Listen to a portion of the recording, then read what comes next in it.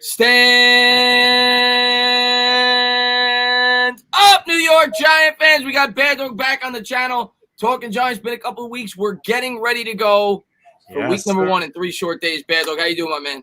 I am doing well, Chris. Good to be back. Why is this not? There it is. I just wanted to make sure. I had to make sure I mute the other stream there so we don't have a feedback. We're doing good, man. It is Friday night. It is good to be back on Talking Giants. We finally got something to talk about. It's been a long off season. It's been weird, as we talked about before the stream.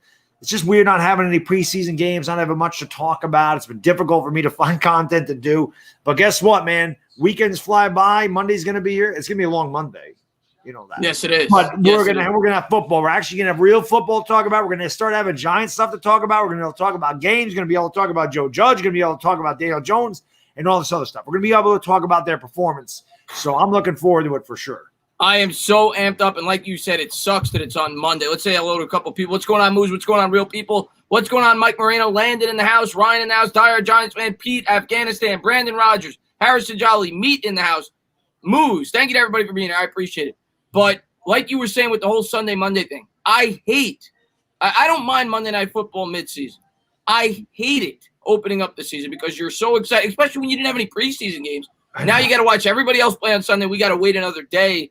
And when I looked at what the Steelers have done historically on Monday night, it's scary. They're 15-2 under Mike Tomlin on Monday night. Tomlin has like the best winning percentage ever. I don't read too much into that, but I do think that's a storyline going in terms of a very experienced coach going up against a very inexperienced coach. With the shortened preseason, there's familiarity there. That's certainly a factor going into the game.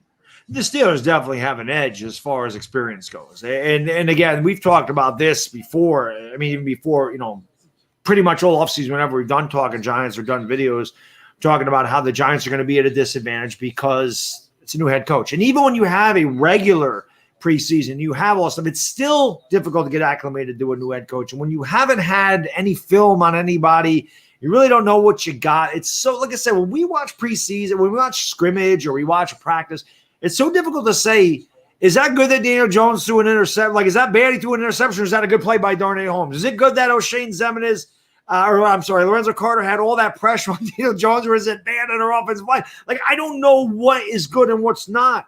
At least when you're playing preseason games, even though you don't put much stock in them, at least it's something. It's something to look at. Hey, they got to improve here. Hey, they got to run block better. Hey, they got to pass block better. Hey, Daniel Jones has to hold on to the ball better. Daniel Jones can't make that throw. We got to get more pressure on the court. Whatever it is, you get a good idea. And I also think that our undrafted free agents didn't really get a fair shot because they had no chance to really prove themselves. I couldn't believe they got rid of Javon Leak. That was surprising to me, that they got rid of him that early, because he looked good in that scrimmage. He had that 12-yard run or whatever it was, and everybody was going crazy on Twitter about it. But like you said, it was an unfair advantage for early undrafted free agents because there were no preseason games, and that's really those guys' opportunity to prove themselves, And when you have a shortened preseason, you're going to go with the guys who have more experience, and it looks like that's what the New York Giants decided to do. I haven't gotten a chance to talk to you about some of the surprise cuts. Ryan Conley, a huge surprise cut. And of course, Corey Coleman, which a lot of New York Giants fans were up in arms about. They were surprised about. What did you think about those two cuts by the Giants? Well, Conley's on the practice squad, but that was kind of Conley's on the Vikings. Oh, he went to the. Oh God, I thought he went to the practice. Yeah, the Vikings picked him up. Wow, that's crazy. So I didn't see that, but I think, I was surprised they cut him to begin with. But I guess because they brought in Blake Martinez, they got Ximines, they got Lorenzo Carter, they added. I think the fact that Marcus Golden came back here kind of got rid of Conley, even though they play different positions. I do think that kind of sealed his fate because they have so many linebackers. And again, I think Blake Martinez kind of, I think that was the big thing. I think that they wanted to see what Conley did, and they must have been more impressed with Blake Martinez. Lorenzo Carter, obviously the scrimmage game, I think, helped out Lorenzo Carter huge. And you don't know what Ryan Conley's going to do coming off the knee injury. So while it was surprising, I can kind of understand where they're coming from by getting rid of him. Corey Coleman was surprising to me because I don't know who's returning kicks. Now, I thought Javon Leak could make it as a kick returner. He's obviously not going to do it. I thought Derek Dillon could make it as a kick returner because of the 4.28 speed. He's not going to do it. So I don't know who our kick returner is. I really don't. Corey Coleman was very good in our return game. I don't know who the Giants plan on having returning kicks. Yeah, according to the depth chart, it's going to be Darnay Holmes is going to be the kick returner. Who knows? Maybe they'll change it. That was the unofficial depth chart. Darnay Holmes is going to be returning kicks, and I think Golden Tate is going to be the punt returner. I So like that. I don't like you having your number one receiver or number two receiver return a kicks. Like I don't know. That's strange. That's strange. I don't know. That's weird. That was weird. And Corey Coleman was a good special teams player. Joe Judge was a special teams coordinator. So it's strange to me, but like I said, it's been a strange offseason. So who the hell knows? Yeah. we'll find out eventually, I guess. I saw somebody in the chat write Jabril Peppers, and he has experience returning punts as well. Right. Yeah. Judge actually talked about. I didn't mention this in one of my videos. And Andrew, man, thanks so much for love. I appreciate it. He says if the Giants are 2-0 and beat the if the Giants are 2-0 and beat the Cowgirls and Eagles once, I don't know what you mean by that. Is it a question? Is it a statement? If we get we don't play the Cowboys and Eagles till week 5. I think we play the Cowboys and 5 and 7. In that 7-week period, we play like 5 divisional games. So but we play the Steelers and oh my God, I'm losing my freaking mind. Well, we play the Steelers, we play the Bears, we play the Niners, we play the Rams, then we play the Cowboys, then we play the Redskins or the football team rather. Yeah. Then we play the Eagles, then we play the Bucs. Those are our first 8 games. Yeah, I couldn't remember who the hell the second game was because I said that the Giants can win those first 2 games, and I still think that they can. But Steelers team's going to be difficult. Like you said, we got to run the ball. We got to figure out a way to run the ball. It's a no-brainer. It's every week that should be our game plan. First off, we got Saquon frickin' Barkley, and when you got a player like that, and you've got a quarterback still unfamiliar with the offense, like we said, he didn't have and a new offensive line. You got 3 new guys on that offensive line. Offensive lineman's best friend, kind of like you said in your video, they want to run block. You want to get the ball to Saquon Barkley, set up the pass, run the ball as much as you possibly can. Barkley, like I said in my video, maybe it's a silly stat, but at the end of the day, when he gets 20 carries or more, they're 5-1. When he gets 19 carries or less, they're 4-17. Or 4-19 rather. So they got to run the football, especially against this team. This Steelers defense led the league in sacks last year. They had 54 sacks. Yep. They had 38 created turnovers, led the league. They had 18 forced fumbles, led the league. The defense is ridiculous. And when you factor in how poor their offense was last year, it just shows you how good the offense didn't support them. They were losing the time of possession. They weren't getting good field position. They had the least amount of plays per drive in the league at 5.17, the Steelers, and their defense was still that impressive. It is a very good defense. It's going to be a test for the Giants. They have 2 guys on that defense that I absolutely love. TJ Watt obviously is one of them, but I love Bud Dupree. Like Bud Dupree he's kind of like Troy Polamalu a little bit, even though he's not a safety. He's everywhere. I don't remember who the quarterback was in Miami. He killed him. I forgot who that was. I don't know if that was Fitzpatrick. I forgot who the quarterback was. He demolished the guy. But Bud Dupree is everywhere. High energy guy, full effort guy, kind of like TJ Watt. I mean, the Steelers do have a really good defense. And again, this is why the Giants got to run the ball. They got to offset that pass rush. There's got to be a way because you don't want these guys pinning their ears back 3rd and 9, 3rd and 11, 3rd and 10, which is another reason we can't have penalties. You can't go from 2nd and 1 to 2nd and 11 because you have a holding penalty. Like those type of things will kill the Giants. You can't be in predictable passing downs on a consistent basis, or Daniel Jones is going to get killed because the Steelers do have an incredible pass rush, and the Giants have an inexperienced line. So that's why you have to figure out a way. Now, I've had Steelers fans come on there and say, good luck running against our team, blah, blah, blah, blah, blah, and I get that. But as I said, it takes one hole. You open up one hole, Barkley finds it, that's a big run. So you just got to open up a hole now and again. He don't have to run for 8 yards every carry.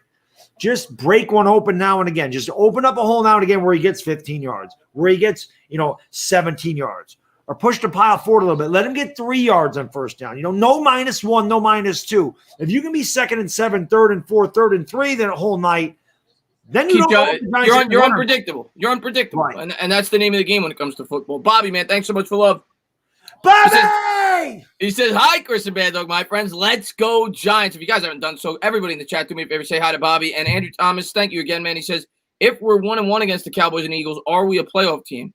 I mean, there's so many other factors that go into that. I mean, you still got to be able to beat the football team. I don't want to mispronounce their name. If you sweep them, Redskins. Yeah, and we win a couple of other games, maybe that a lot of people think we may not win. But no, we're not definitely a playoff team. If we just split with those 2 teams, you still have to handle the other teams on our schedule. We're definitely playing some challenging football teams. Rahib, if we're 5-1 in this division, we're winning the division. Oh yeah, we go 5-1 in the division, 4-2 in the division. We got a good chance to play us 5-1 in the division. We're winning the division, and we'll talk about the division tonight. Rahib, man, thanks for the love. I appreciate it. He says, Do you guys think Judge is too strict? I'm kind of worried. I don't. And I talked about it in my video yesterday. First off, I think the type of team that we have, he fits. We're a young team. You can't teach old dogs new tricks. There's not a ton of veterans on this team. I think it's the right type of team to have a coach like this. Not to mention, this team was falling asleep in meetings last year. They didn't know the playbook. They quit on their coach in 2017 with McAdoo. We needed a culture shock. I think it was a really good fit bringing a guy like Joe Judge in. I'm happy that he's here, and I think the team will get used to it. I think the media is making something out of nothing. I mean, the media, I watched OGR's, or not OGR, it wasn't OGR. I forgot whose video it was, but I again, my mind has been mushed this past week or two. Somebody was talking about how the media, if the Giants get blown out, the media is going to kill Joe Judge. And they would, because they're looking for a reason to kill this guy. They've been killing him during the practice. I don't know what Joe Judge means to the Giants yet. Sure, we love his philosophy. I like the fact that Joe Judge is a no-nonsense guy. I like him making running laps. I like that. People go, oh, why didn't they run laps? He's too tough on him. You're a damn football player. Shut the hell up and run your laps. Shut up and do what he tells you to do. What the hell happened? What the hell happened in the last 30 years? How did everybody become so damn soft? Why it's become a players' league. It's a players' league, Baddog. What the hell happened? When I was growing up, it was different. And maybe that's why I'm different than a lot of guys half my age, because I'm just used to you have that thick skin, man. You had to be able to get some criticism. It made you better. Criticism and adversity makes you better. It builds character. This Giants team has had no character for the last 3 years, which is why they won 12 games. This type of thing builds character. Now, yes, I admit, if the Giants come out and they're 0-3, 0-4, his philosophy is going to backfire. The players may stop believing in him and quit on him. That could happen very quickly. Right. But if this team believes in him and they win a couple of games early and they start to show improvement and they start to believe in him, then they're going to go on a roll. You could see, like, if the Giants believe in Joe Judge, say the Giants are 3-2 through the first 5 games, or say they're 2-2, and then they beat Dallas. I really think if that happened, then you could see the Giants really go on a roll, and maybe they sneak out some wins against teams that they shouldn't beat. But I agree with that. But it's I keep saying it's one game at a time. Yeah, we got a tough opponent week 1, but I agree. If we ever start 3-2 the first 5 games, then you start thinking maybe we could be better than a lot of people think. Jeremy Brantlett, man, thanks so much for love, man. He says, y'all are both awesome. I really enjoy y'all's videos. Well, I appreciate that, Jeremy. You're man, Jeremy. Thank you so much for love, man. And Roldy in the chat. He says, what up, fellas? I want Dupree coming out of college. Bud Dupree's a great player. We didn't even talk about Minkah Fitzpatrick, who was an unbelievable addition for the Steelers last year. A lot of people ridiculed the Steelers when they made that trade, much like I ridiculed the Cowboys when they made the trade for Cooper. I thought they gave up too much. The Steelers got bashed for getting Fitzpatrick. Fitzpatrick turned that defense around. He's a great player and definitely helped out the pass rush. He's because of his coverage skills. So he's definitely an X factor in this game for the Steelers. Bobby, man, thanks for love. I appreciate it. He says, Chris, do I get my rents back soon, please? Bobby, I'm giving them out soon. I'm giving them out slowly, but you'll definitely get one soon. Thank you for being a great subscriber. I really do appreciate it, man. And my man OGR is in the chat. And if you guys have not checked out OGR, please do so. Jeff's a great guy. Baddog and myself have both hung out with him before. We're going to do it again when things get back to normal. And, the whole reason I have my Daniel Jones jersey is because of OGR. Probably the first guy on YouTube to have one because of OGR. So there you go. And the reason I got one is Dire Giants fan. And OGR, man, thanks for love. He says, what's good, guys? I agree 100%, Baddog. Also, I can't stand the New York media. They're piranhas smelling blood in the water. They're vicious for no reason. I completely agree. And I'm outspoken, not just about the New York media, about mainstream media when it comes to New York sports in general, because they know it's all about clicks. We know it as YouTubers. Well, I don't try to do it, but there's people on YouTube, they'll make videos to get clicks. And it's the same thing with these guys that write stories. They know the headlines that people want to hear. They want drama. That's what the New York media, that's what the mainstream media tries to drive up. They know that New Yorkers are a big market. They know that they're passionate sports fans, and that's what they're going to try to do. You're absolutely right. If the New York Giants lose Monday night, they play a sloppy football game, the first thing that's going to come out of these writers' mouths is going to be, does Joe Judge have control of the locker room? Is Joe Judge lost? Does he know how to be a good head coach? And you know what? As fans, you have to be more educated than that. And you have to realize this is a rookie head coach in his shortened offseason, and he's going to learn as he goes with a young football team. But you're absolutely right. That will be one of the headlines if we do lose on Monday night. Yeah, I mean, like I said, the media are looking for a reason to kill him. And even if the Giants do start off good, you know that they're going to – They just don't want to give the Giants credit. And listen, they're hard. The New York media is the toughest in the world as far as sports teams go. And the media's had a good reason to be tough on New York because we have sucked. There's no since the Giants won in 2011, no team has won a damn championship here. It's been 10 years. And no one's been close except for the Mets. Now the Islanders are making a run out of here. That's what I've got. What's the score over there? What's the score? It's 3-2 Islanders with 12:30 to go in the third period. So I've kind of been looking at that, but and I also been looking at the Boston Raptors game because this is why football is tough. Normally you don't have a hockey and basketball playoffs at the beginning of the football season. These are done. We've already crowned champions. Yeah, so this 4 sports on at the same time. It's crazy. It's unbelievable. So. But yeah, I think that the media is just looking for a reason to nail him. They want to nail him. They want to come out and go, this doesn't work, and blah, blah, blah. But we don't know. We don't know. They do the same thing with Gettleman. Yeah. So it's going to be the same thing with Judge. They did the same thing with Eli Manning. Manning had to deal with it his entire career. Well, like you said, though, you nailed it. You said fans got to be more educated than this. Yeah. The Giants come out and lose, 35-10. You can't be like, oh, Judge ain't the guy.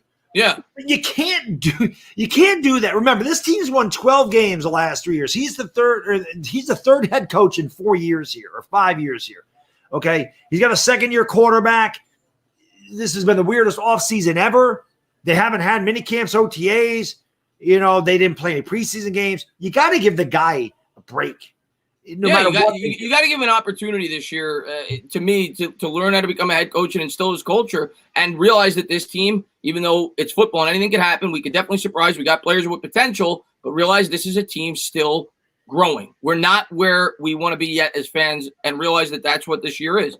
Deception, man, thanks so much for love. I appreciate it. Will the lack of film on the Giants be a benefit going into week 1? I was actually going to ask Baddog about that because if you want to look at it from a glass half full approach, the Giants are kind of coming out and nobody knows what they're about. Joe Judge is all about versatility. He's all about game planning week to week. They have a brand new head coach. He's never been a coach in the NFL before. He's never been a coordinator in the NFL before. It's a brand new coaching staff. Is the element of surprise? Could that be a good thing for the New York Giants going into this first football game? I mean, the game plan may be different, but the players are pretty much the same.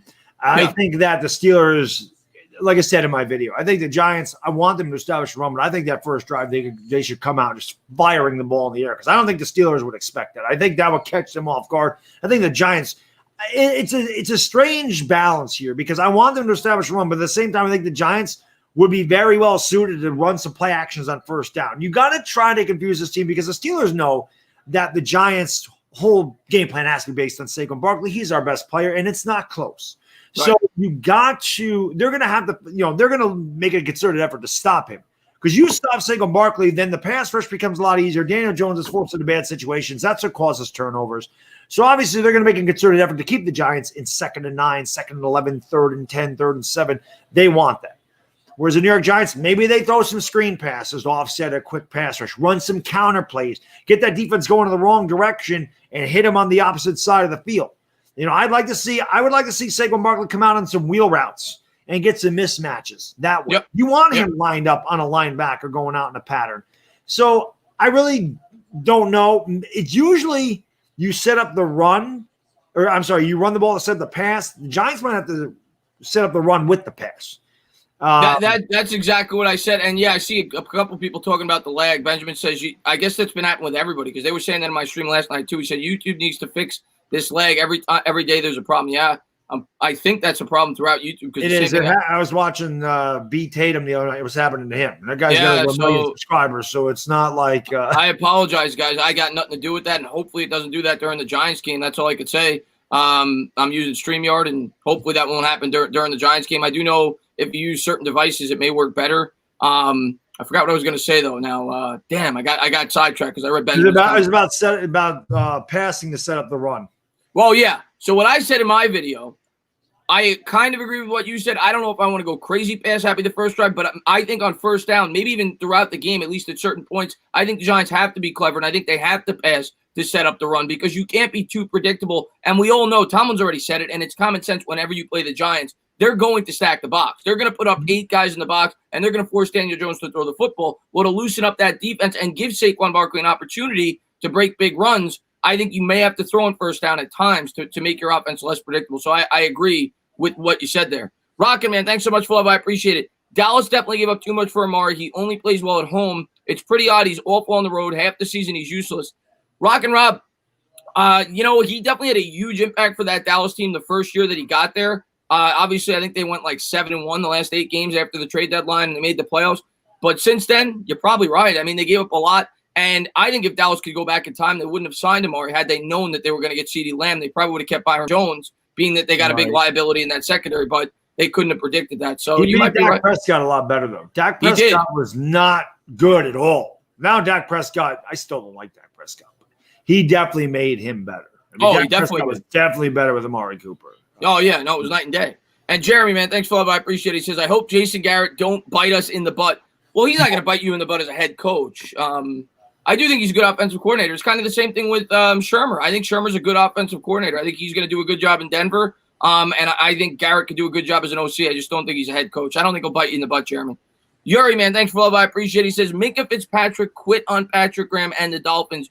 Graham will look for redemption. It's a good point you bring up. Before they had to trade him from Miami, Graham was the defensive coordinator there. He didn't want to play there when he saw that the Dolphins were doing what they were doing, rebuilding. It's a good point you bring up there, Yuri. I just don't know how Graham could get redemption, though. He really can't, but he's the defensive coordinator, so it'd be tough. If Graham was our head coach, I could see, okay. But I guess that's something that could help the Giants maybe, is Graham is going to know Minkah Fitzpatrick, and he's going to know his weaknesses. So obviously whatever the Giants' game plan is, he obviously could have some, some word I'm looking for here. Intel. Intel. He could give the Giants, some – why I can't think. My brain is gone, man. My brain is absolutely gone. Some insider tips, whatever it may be.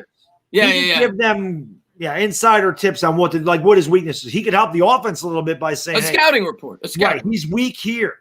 This is where his weakness is. This is what his strength is. Yeah, so 100%. My brain is shot. The other thing we got to talk about is the injury to the Castro, the offensive guard for the Steelers. That is a big factor in this game. And we got time, man. Thanks so much for love. I appreciate it. Love you guys. I got us losing 24-27. Claypool 130 yards and a touchdown. I think loves Claypool. He does, and I loves Claypool. The thing is, he's going to be their third. Deontay Johnson, from what I read, he practiced today. He was questionable. If Johnson plays, I don't know if Claypool's going to be out there enough, but he is a big mismatch. He's 6'4", going up against a guy like Ballantyne. It is a big mismatch if he is lined up on him. He's somebody that you got to worry about, at least in the red zone. And Roldy, man, thanks so much for love. He says, you guys are right. It almost seems like the media loves to see us fans miserable, whether you're a Knicks, Giants, Mets, Jets fan. I'm telling you, they enjoy to see us cry. Listen, Roldy, why do you guys come to YouTube? The reason you come to YouTube is because you're sick of them. Right? I mean, at the end of the day, that's why people go to the other platforms, whether it's YouTube, whether it's podcast, whatever it may be, because the media just keeps feeding them the same stuff. Right. And you're getting real fans' perspectives. We don't need to be unbiased. We don't need to be professional. You're getting a fan's perspective, which is why I think YouTube does take off. I think people get sick and tired. Like ESPN's, nobody watches ESPN anymore. Yeah. ESPN's garbage. I haven't watched ESPN in I don't know how long, because there's an NHL channel, there's an NBA channel, there's an NFL channel, there's an MLB channel. So why would I go to ESPN when, if I want to watch Major League Baseball, I go to the MLB network? Right. If I want to go to watch football, I go to the NFL network. Right. You know what I mean? So I go to NBA TV when I want to watch anything about basketball. I go there. Same thing with hockey. So who watches ESPN? Nobody.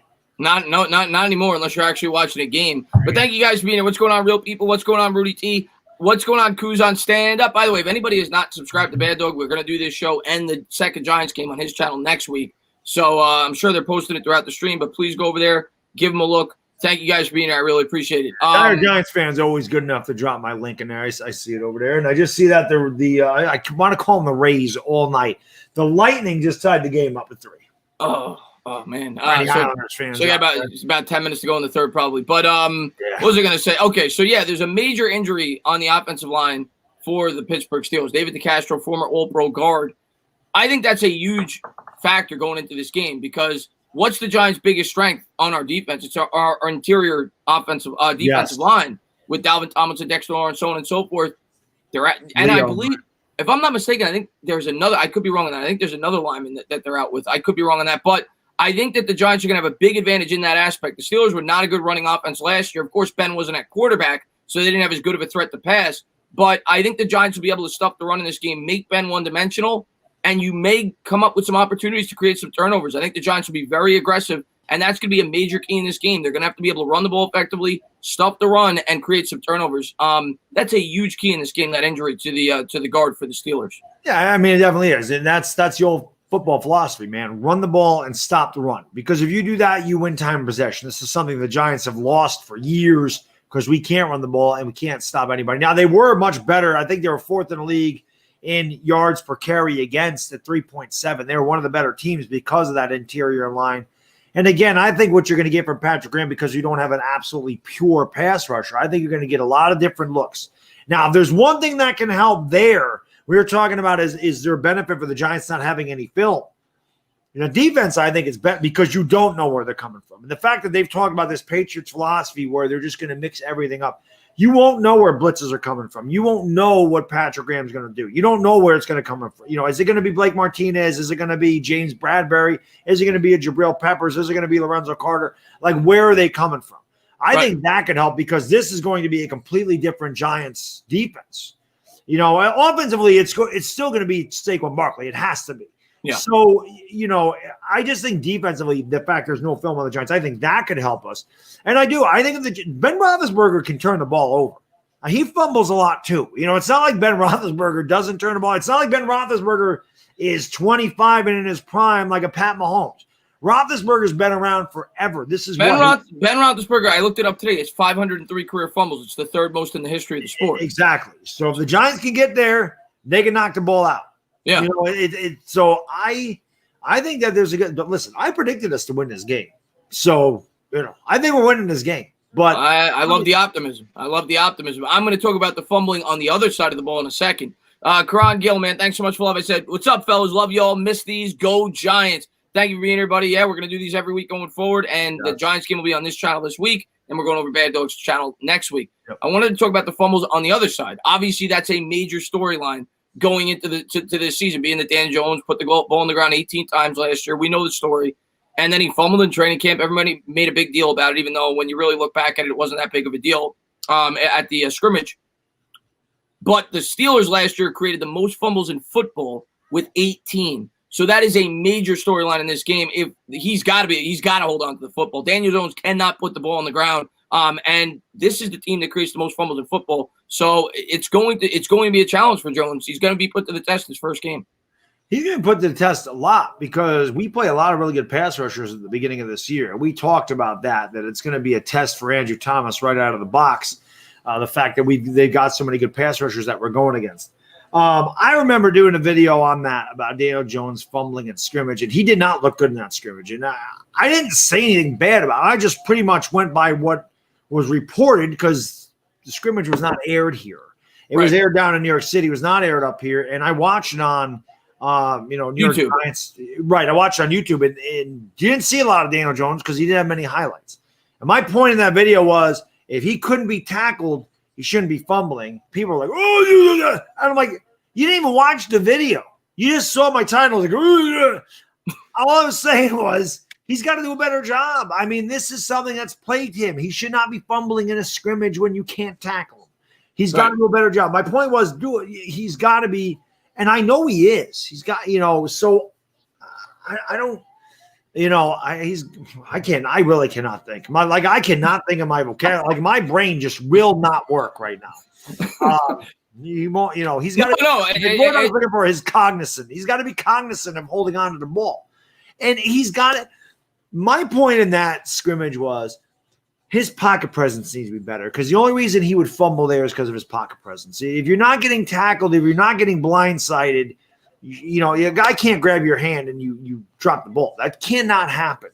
Right. So his pocket presence got to be better. He's got to have that clock in his head where I got to get rid of the ball.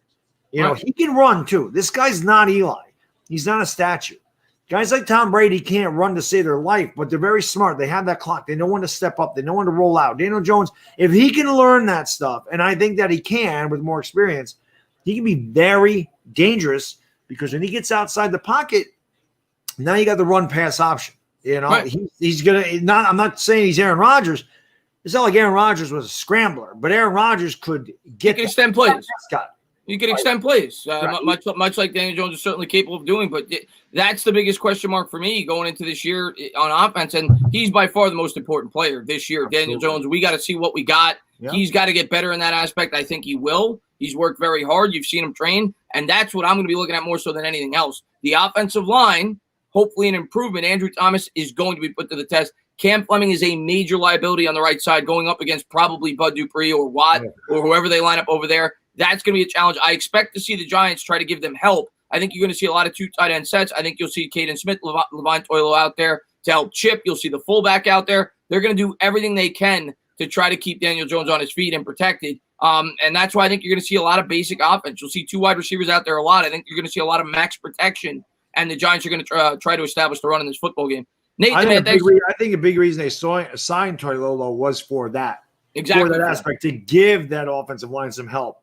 Chip and double teaming or whatever. So I do. I think that's a big reason. And I agree with you. I think you're going to see a lot of 2 tights, 2 wides. And I think that we should. I don't think the Giants should be a spread offense. That's not what we're supposed to do. Certainly not against this team. Not with the defense that they have. You want to be able to control the clock and hide our defense. Nathan, man, thanks so much for love. I appreciate it. He says, I am still in the hot tub. That's right. He was in the hot tub all night last night. Nathan, man, thank you so much for love, man. Thank you for being such a great supporter of the channel. We're going to get to your guys' questions probably in about 20 minutes. Obviously, we've got a lot to talk about with the first week matchup coming up with the New York Giants. I also wanted to touch on some of our rivals. Obviously, they're playing on Sunday. You got the Redskins versus the Eagles. You got the Cowboys versus the Rams. We'll talk, obviously, a lot more Giants, but what do you think about those matchups? Do you think, with all the injuries that the Eagles have to that offensive line, do you think that the football team has a good opportunity to knock them off with that pass rush? No. You still say no chance? No way. The Redskins offense will struggle against them. They got no running backs at all. They have no tight ends. They have 1 good wide receiver, and they have a quarterback who I have no faith in, and their offensive line is shot. I think that's a low-scoring game because I don't think the Eagles' offense is going to be any good against that front 7 either. But I just think that the Eagles are a better team. I don't think they'll blow them out, but I could see an ugly game, like a 17-13 Eagles victory. So I shouldn't say the Reds, and I'm calling them the Redskins. I don't give a damn. They're the Redskins until they're not. I'm not calling them Washington football team. Until they have a different name, they will always be the Redskins to me. They're the Redskins. The Redskins. They will have they'll be in that game. I just don't think that offense is good enough to beat that. That Eagle team can still rush the passer. And again, that Redskins offense is a disaster. And Ron Rivera is not an offensive guy. You know, I've said this before. Cam Newton had 1 year where he threw for more than 24 touchdowns. And that was his MVP season. He threw 35, but never threw more than 24. And outside of his rookie season, he never had more than 4,000 passing yards. In any season, Cam Newton was great because Cam Newton could run. Cam Newton was athletic. Cam Newton was a different level athlete, a quarterback. Dwayne Haskins is not that guy. No. Is Dwayne Haskins even going to be the guy? Is it going to be Alex Smith at some point? Like, is Dwayne Haskins even labeled as their starter? Like, I don't even know who the hell their quarterback. Oh, no, Haskins was labeled the starter. Okay, but, well, he might not get out of that game as a starter. Yeah, I'm serious. Like, this could be a put up or shut up year for Haskins. As crazy as it may sound in his second year, I agree with that completely. After the year that he had, and if the Redskins are picking in the top 3, good chance they're taking a quarterback. So there's definitely a lot of pressure there. I agree with you. I actually, in my pick'em, I had it 17-14 Eagles. I think it's going to be a very low-scoring game. I do think the Skins are going to have an opportunity because that pass rush is so good and because that Eagles offensive line is so banged up. If you could get after Wentz, we all know Wentz has a fumbling problem. He fumbles. They don't talk about that, though. Only Daniel Jones. Daniel Jones is the only quarterback in history with a fumbling problem. Right. So Lamar Jackson didn't fumble his rookie season. Right. But Wentz put the ball on the ground like 14 times last year. Yeah. You've got a banged-up O-line. You've got great pass rushes off the edge. I think it's possible the Skins could win that game, as crazy as it may sound. I would love that if that happened. I think it's going to be a good game. I think what the Eagles will do, I think in order to combat that, you got to throw some bubble screens and you got to get Miles Sanders involved a lot. But I think that the Eagles could score on defense in that game. I think the Eagles are just a better team. And again, they have the advantage. Doug Peterson, the Eagles know that game plan. They're the one team in this division that has everything in order as far as their coordinators and their head coach and everything else. Major factor. And the Redskins don't. Ron Rivera's a veteran head coach, but this is his first year with this team. So I really do not like the Redskins offense. I really don't. I think Dwayne Haskins is in a really bad situation like Sam Darnold is with the Jets. And you just can't, and he's not good to begin with. And when you don't give him any pieces, he's going to stay. Like if Dak Prescott was on Washington, he'd be awful too. Right. So I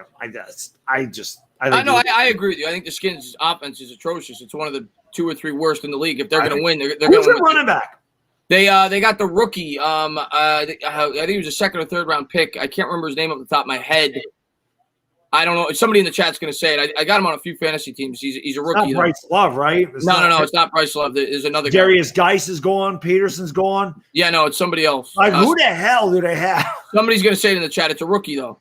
Calvin, man, thanks so much for love, man. I really appreciate it. He says, thanks for a bit of entertainment and fun after a week of hell living in the Northwest. Yeah, of course, with the fires and everything going over there. Hope your Giants win and my Cardinals upset the Niners. Shout out to all from Medford, Oregon. Be safe.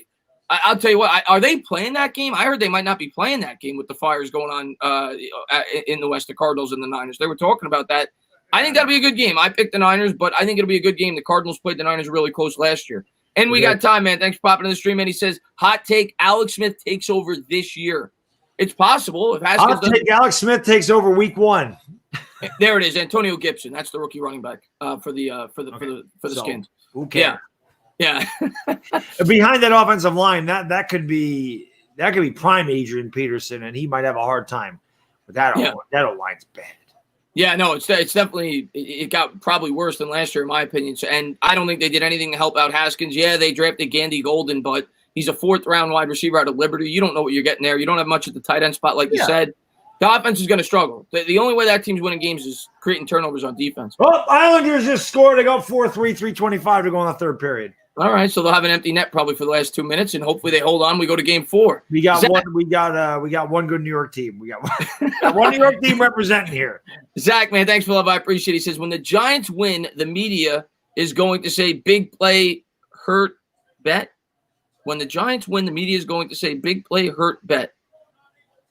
I wish I knew what you meant there. Might have been a typo. But autocorrect screws things up all the time. Yeah, but what I'll say, what the media is going to do if the Giants win, they'll give them credit for a year, and then if they start to struggle again, they're going to be right back on them. Eli Manning, I always say it, is a perfect example. A year or 2 after he won the Super Bowl, they were right back on him again. So you can't win in New York unless you win. Yeah, the New York media does not let up, so don't expect it to for Daniel Jones. But they don't get on the Yankees case. They don't say nothing about the Yankees. They kiss their ass. That's what I'm here for. That's why I'm here, because I'm not kissing their ass, and I'm sick of this. Gary Sanchez is hitting one. Not to get into this, but Gary Sanchez he went 1 for 3 tonight, so he raised his average from 120 to 125. That's pathetic. So no, they don't get on the Yankees. They'll get on the Mets. They'll get on the Jets. They'll get on the Giants. They deserve to get on the Knicks. The Knicks should never hear the end of it.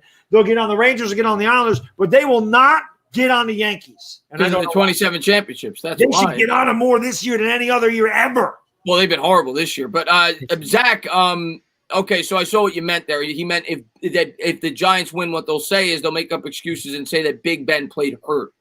That's what he said. Right. Okay, that might maybe that will be the case. Mustard Bus, man, thanks for popping in the stream. I appreciate it. He says, yo, what's going on, Mustard Bus, man? Thank you for being such a great supporter of the channel. Big Panthers fan. Thanks for being here, my man. I appreciate it. But yeah, you might be right about that. We'll see. I mean, I guess it depends on how they win. And I just want a good, solid game plan. I don't want this team to be making mistakes. I want Judge to be good with the timeouts. We complained about that every week last year with the way that Shermer handled the timeouts. I want to see a fundamentally sound football team. I don't want to see silly turnovers.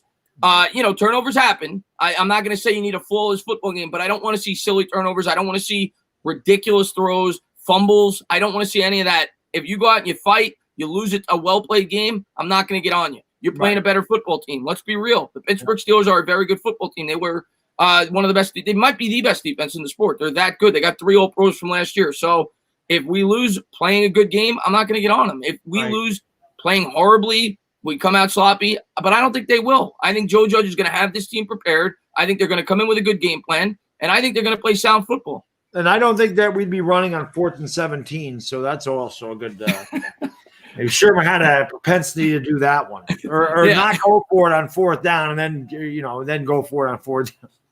We'll go for it on 4th and 2 or 4th and 17. Let's get that going. Yeah, exactly. And Mustard, man, thanks so much for that, man. You guys see my Braves hang 20? Yes, I did. The Atlanta Braves put 29 on them. I think it was 29-9 was the final score. They put up a football score on them. Absolutely. And the Mets had, I think, 17 tonight before I went live in like the 7th. Yankees had 10 in 6 innings tonight. So that's pretty good. The second game of the pretty fitting. 9-11, right? The Mets and the Yankees putting up a ton of runs. Maybe tonight. the Islanders. And maybe all the New York teams come through today. Yankees swept the doubleheader. So yeah. Nate the man. Look out.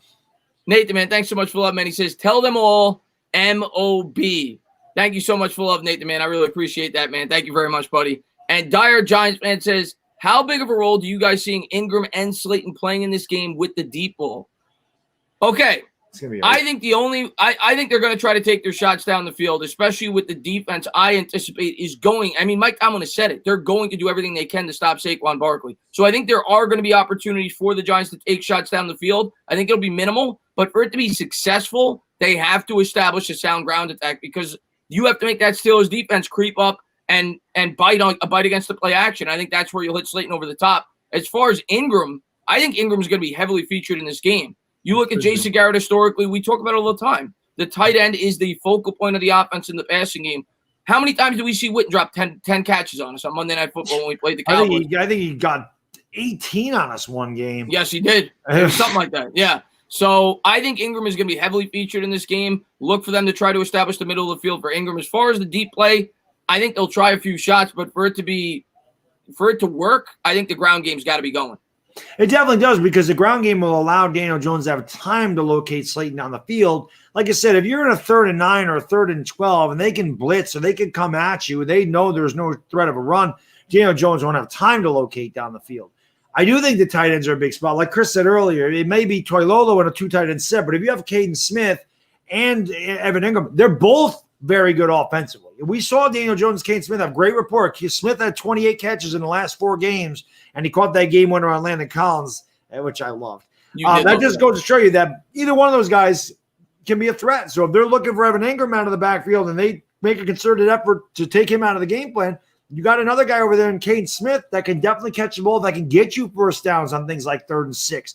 And I think that's where you're going to see these tight ends play a big part on those that 3rd and 4 to 3rd and 7, where those guys can go out there and get your first down. Either one of them can do that. Yeah. And you could leave one in there to block. You could do a lot of different things with those 2 tight ends. You might even see some 3 tight end sets from the New York Giants. I mean, you don't know. You could have both of those guys in there for offense and then, have Toilolo in there to help block. So I do think the Giants can come out with a lot of different formations. And the one thing Joe Judge has preached this whole time is versatility. And I think that you have a lot of integral parts. You have a lot of interchangeable parts on that offense outside of Saquon Barkley. But, I do. I think that the Giants can do a lot of different things on offense. I do agree with you. I think the tight ends will be an integral part of what we do in this game. Play action all year down the seam, man. That's all year. And it's going to be an integral part on the other side, too. The Steelers got Eric Ebron in free agency this year. Eric Ebron is a pretty accomplished tight end. He's coming off a pretty down year last year. Devontae Downs, a former 7th-round pick of the Minnesota Vikings, is starting for the New York Giants in the middle. He's going to be, a guy that they're going to test. Expect them to try to use the tight end as well against the New York Giants. And we know that as Giants fans, opposing offenses have used the tight end for years against this defense. Sorry. I scored an empty netter and we got a big-time fight going on. Sorry. Islanders won. There you go. Islanders. There's a big fight. That's why I was paying attention. Big fight. It's a scrum. They're all throwing. It's like a line battle. Like they're all fighting. They are. They're all going at it. Pajot scored the empty netter and they went right at each other. Is it? I'm glad that they won because a number of people have asked me to stream that. I already told them I'm not streaming it because I can't do play-by-play. But if it's a game 6 where they could close it out or deciding game, I'll do like a hangout. But I will not do the play-by-play for the Islanders. But I can't do it. I don't watch hockey enough. But I'm glad. I had Isles girl. She says to me that she's like, you should come on and do a stream and be like, I'm like, I don't know anything about hockey. I can't do that. I can't do a stream about hockey. Yeah. But go ahead and ask your questions, guys, man. I appreciate it. Thank you guys for being here. I appreciate it. And the other thing I wanted to bring up, actually, where you were bringing up the 3 tight ends, we're going to see a lot more fullback this year. We complained about that every single week. The New York Giants only had the fullback out on the field 11% of the time last year, expected to be closer to 35 to 40%, which was tops in the league last year. I think you're going to see it a lot more. Nearly a third of the time, probably, you're going to have the fullback out on the field. I expect to see that a lot in this game as well, a lead blocker for Saquon Barkley. They did that so little last year. You and I used to cheer when we saw the I formation. Yeah. I think hey, an offset I formation. What is that about? I think you'll see it a lot more this year. I think you're going to see a lot of I formation. You're going to see a lot of two tight end sets. It's going to be old school football. And I think the Giants are going to come out. I really think, and I like you said, I want to see them throwing first down at times to break up the defense. But I think they're going to come out and they're going to tell the Steelers, listen, this is what we're going to do. Come and get it.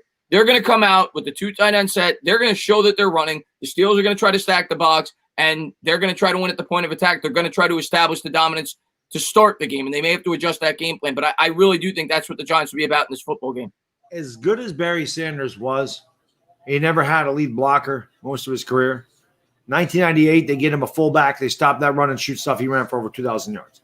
Right? So that shows you how important a lead blocker is. Emmitt Smith, his entire career, had one of the best blocking fullbacks in the history of football in Moose Johnston, right? So, and I don't even think Emmitt Smith is good. I think Emmitt Smith is completely overrated. But without Moose Johnston, Emmitt Smith would have been nobody. He went to Arizona. Now, granted, he was at the end of his career, but he didn't have that guy. They were average like 3.5 yards a carry, 3.3 yards a carry. He couldn't do anything. He only averaged 4.3 yards a carry with the Cowboys with that dominant offensive line and Moose Johnston. But Moose was such an integral part of what they did in Dallas that I think that the Giants need that. And was it Joe? I don't know. It was Pat Shermer that said he wanted a fullback that could receive. And we know that, Elijah Penny can do that a little bit, but you don't want the fullback. You don't want him being your offense. Yeah, remember they were thinking about using Red Ellison in that role as well. When they initially brought him in, they were thinking about using him a bit as they never did. They never did. Zach Shermer's an idiot. Zach, man, thanks so much for love, man. I appreciate it. He says, Baddog, why no love for Lewis? I think he could be a Darren Sproles when he was playing Eagles. Deion Lewis is not going to be Darren Sproles. And the reason that I'm just not high on Deion Lewis is because he's, 29, 30 years old, so he's near the end of his career. Now, huge ups to Deion Lewis. He went to school in Albany, which isn't too far away from me, so I always love when the kids from the Capital Region come out and make the professional leagues. Deion Lewis, Tommy Canley's from Latham up here, and I'm a huge Tommy Canley fan for that reason. It's good. It's cool to meet these guys. I just don't think Deion Lewis is not going to be a guy that can carry the ball 15 times. No, he's not that guy. He'll be where I thought Javon Leake could be a guy that could spell Barkley every third series. I thought Javon Leake could do a lot of different things. And that 4.6 40 is not how fast he ran. He ran with cramps. So he's more of a 4.5 guy. I was just surprised. I thought Javon Leake would make this team. I thought Javon Leake would be the backup by the end of the year. I really did. Now, is he on the practice squad? I don't know who's on the practice. I don't think he is. I'm not sure if he got claimed. I could be wrong on that. But my thought process on Leake is this. I'll get to it in 1 second, man. Rudy, man, thanks so much for love. He says, Tana, say it with me. The Giants will win the game. Game 1, no buts. You know what, Rudy? I'm going to tell you this right now. Come game time, I'm a fan. I give you guys my analysis all week. I try to be as unbiased as I can. Come game time, I don't care if they're playing the Ravens. I don't care if they're playing the 49ers. Come game time, I'm going to believe we could win the football game. So right now, I'm still going to stick with my prediction, Rudy. But come game time, you're going to get a guy that goes into the game and thinks we could win. Right now, I still say 2017, but for you, I'm going to say it. Giants are going to win. Flip the score, 2017 New York Giants. Rudy, I predicted the Giants to win, so I'm on pace with you. I predicted them to win this game. So yeah, and I'm usually the guy that's pessimistic, but I don't know. I feel like I'm optimistic. I think they're going to play well. Yeah, I'm the complete opposite. I'm always pessimistic. Yeah, I just think they're going to run into a team that's super experienced. They've got a really accomplished head coach, and it's a short off season. That's my reasoning.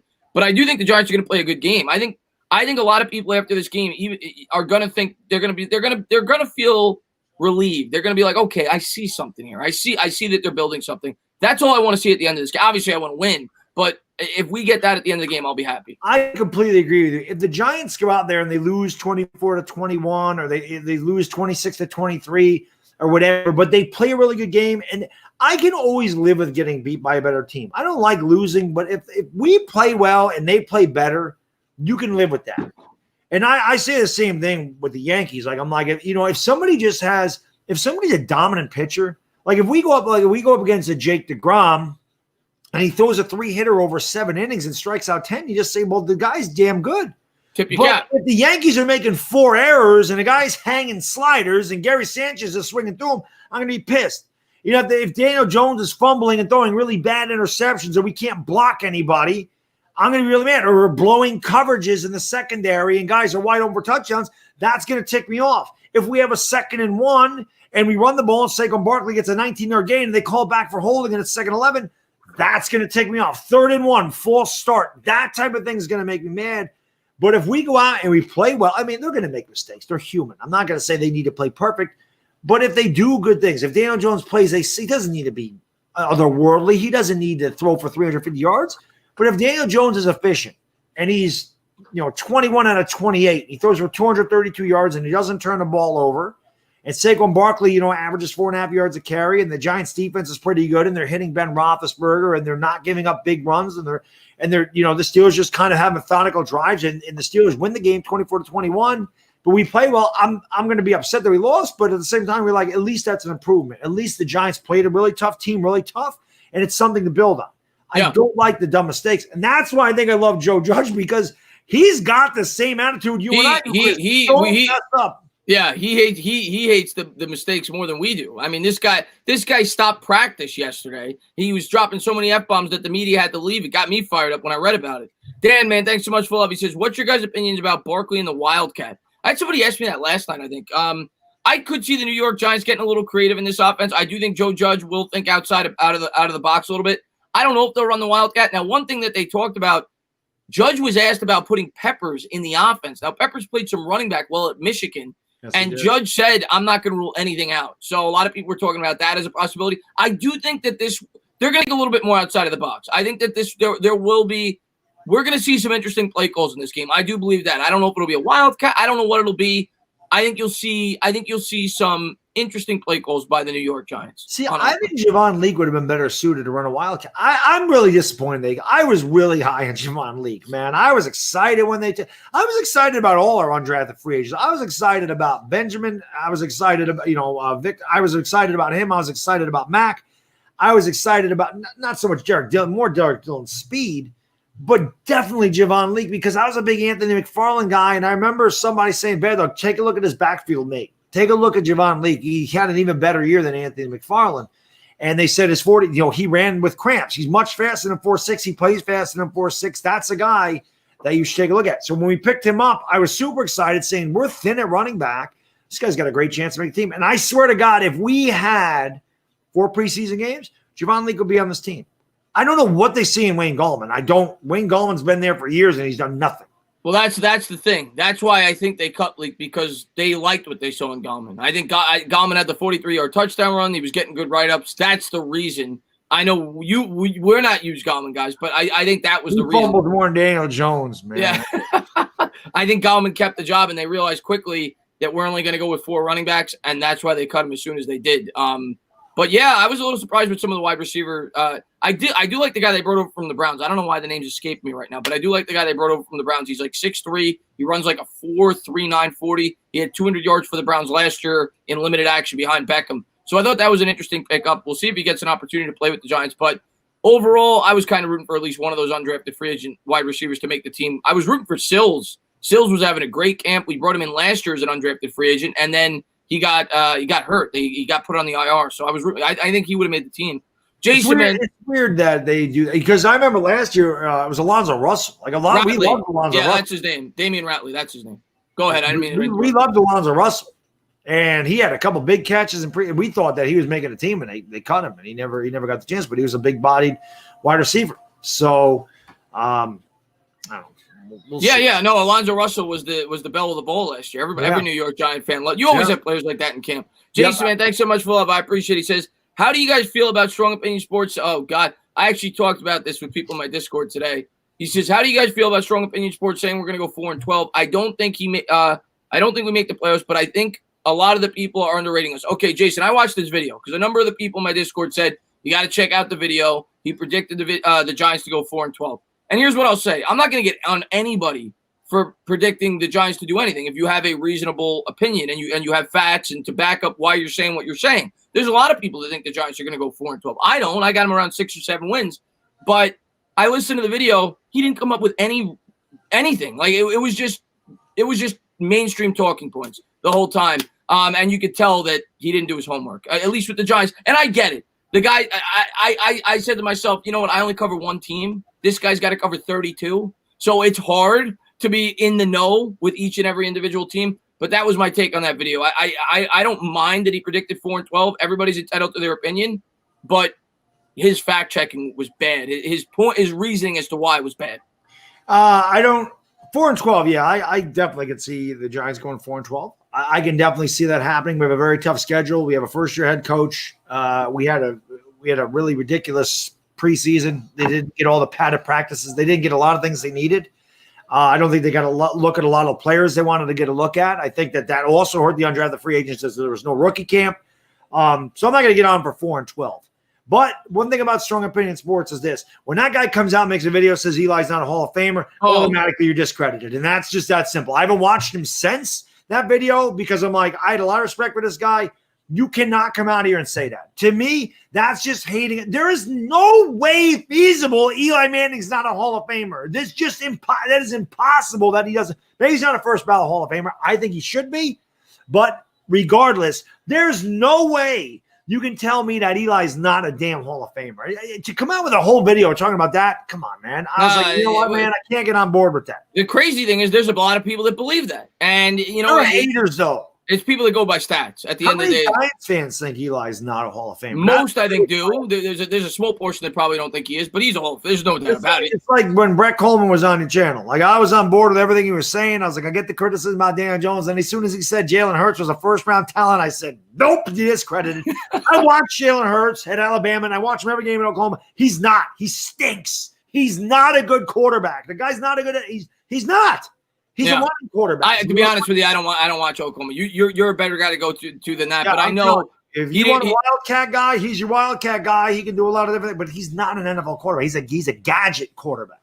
Yeah. I mean, and to your credit, you said that long before the draft. I remember months leading up to the draft. You were saying that because I watch him every week, and I know what he is and I know what he's not. He played in the weak ass Big 12, and he played in Oklahoma. You watch what Spencer Rattler does this year. Every quarterback in Oklahoma tears up the Big 12. There's no defense there. We know that. Yeah. So, you know, one thing that'll help Jalen Hurts is he comes in a weak division. That's the only thing that could possibly help him. Yeah. None of these defenses are very strong. Well, if you played against Washington, you'd probably get murdered. Well, if you're an Eagles fan, you're hoping you throw for 340 and 6 touchdowns. I mean, we can't beat the Eagles. That's it. Just one time. Can we beat the Eagles? I honestly think we're beating them this year. I really do. I honestly think, as I said in my other stream, we're going to clip those wings this year. I think we're going to beat the Eagles. We're clipping the wings every year, and every year somehow they end up winning. We're getting one. Judge ain't going to let that happen. We're getting one. I hope we get 2, but we're getting one. Okay. And Word, man, thanks so much for love. I appreciate it. Just talk trash to them.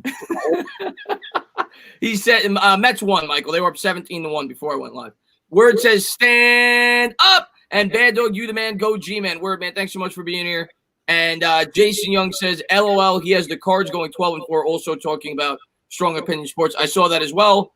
I've been very outspoken against the Cards. I think they're being overhyped. So you know, Jason, that I disagree with that. 12-4 is crazy in the AFC West. And the NFC West. That's insane to me. With the Seahawks and the Niners, they're not going 12-4. The Cardinals? Yeah, they're not going. Yeah, but the Cardinals are they're my sleeper in the NFC. I think the Cardinals go 9-7, but they're 9-7, 10-6. 12. Yeah. I thought that was cool. On Kyler Murray's second year. Everything's going to hinge on that. Everything's going to hinge on Kyler Murray. Their offensive line, although they got Josh Jones in the 3rd round, it's still not great. They did go with Isaiah Simmons, who I love. I was very surprised that they went that route, but they did get DeAndre Hopkins. I mean, obviously that is an enormous pickup for them, but it's all going to hinge on Kyler Murray. If Kyler Murray regresses in the second year, they're going to lose. If Kyler Murray steps up and does what Wentz did and what Goff did, and we're hoping what Daniel Jones does, they're going to be good. But everything's going to hinge on Kyler Murray. There's no doubt about that. You know me. I love Kyler Murray. Kyler Murray's my guy. I think he's a dark horse MVP candidate, but he's got to go out in the field and prove it. I think he can. But that division is very tough. That's the thing. And I think 9 or 10 wins is – I don't have them that high, but I think if you're predicting 9 or 10 wins, that's reasonable. I've got them at around 7, maybe 8. But when I saw the 12, I was like, no. And Zach, man, thanks so much for love. I appreciate it. He says Rams with the upset. What's going on, Adam, man? Thanks for popping in the stream, buddy. I appreciate it. Yeah, I predicted that. That was my biggest upset of the week, I think, in my weekly picks. I picked the Rams to beat the Cowboys. If you look at the Cowboys on the road last year, they had 3 road wins. One was against the New York Giants. The other was against the Washington Redskins. The other was against the Detroit Lions without Matt Stafford. The Detroit Lions without Matt Stafford were 0-8. We know how bad the Redskins were. We know how bad the New York Giants were. They had road losses to the New York Jets. They had a road loss to, I forget, a couple other poor teams. I don't believe in the Cowboys on the road until I see it. I think the Rams are a little bit under. I think people are kind of getting off the Rams bandwagon a little too early. I know that they definitely didn't achieve nearly as high as what we thought going into the year, coming off a Super Bowl appearance, but you still got a great head coach there in McVay. You're still traveling to L.A. They're going to be jacked up. I think the Rams are going to pull up that upset. I like the Rams to beat the Cowboys week 1. Well, what hurt the Rams was Todd Gurley. Once he had the knee arthritis, I mean that's obviously a big loss. God, there was something I wanted to say about the. Oh, and don't forget, they beat us on the road, but we were kicking their ass. That black cat ran across the. Yeah, so we had them beat, and then we ended up blowing. They're 2-6 on the road if it's not for the black cat. We were kicking their ass in that game, and we ended up losing it. So. I don't think that's real. I don't think that'd be so much of an upset. I think what's the spread in that game? 3, 2.5? 3. It's 3 points. Cowboys. I could be an odds maker, man. I don't even know. Yeah. Geez, it's not like a major upset, but I think most people are going to pick the Cowboys in that game. Yeah, but Aaron Donald is still Aaron Donald. I mean, he's still going to be. I can see the Rams winning that game. I can see the Cowboys winning that game. I predicted the Eagles to win this division, but I just don't. I can't see that. With all the injuries the Eagles have, I can't see them winning this division now. I mean, going into the year, all things I think that they were the better team than Dallas, honestly. But with all these injuries, especially that O-line, man, they're. Listen, if you're a Cowboys fan and you're in here, I don't disrespect your football team. I think you got a really good football team. I just think you're losing week 1. I got them winning the division. On paper, to me, Dallas is far and away the best team in this division. I hate admitting that as a Giants fan. If they don't, I'll tell you this right now. If they don't win 10 games this year, if you're a Cowboy fan, you better be pissed off. In my opinion, in the division that you play in, with the talent that you have, Cowboys, they got to win at least 10 games. And this year, they don't have an excuse. You can't blame the head coach anymore. You've been blaming Jason Garrett for years. Cowboys better put up or shut up this year. They got to get at least 10 wins. Otherwise, and not only do they got to get at least 10 wins, Chris, they got to get to the NFC Championship game. I agree. They got to get there. Cowboys. This is how Cowboys fans, and I've made fun of them for this, because for so many years they would make fun of the Eagles. The fact that you haven't won a Super Bowl, you won a division, who cares? The Cowboys have gotten so bad; they haven't won in so long that now they brag about division championship. Oh, we're the best in the division, and that's saying nothing in this division. Yeah, this division stinks, and they didn't win the division last year, and this division has been bad for years. So winning this division and getting eliminated in the first round of playoffs means nothing, or getting eliminated in the second round of the playoffs means nothing. They haven't been to the NFC Championship game since 1995. It's been a long time for them.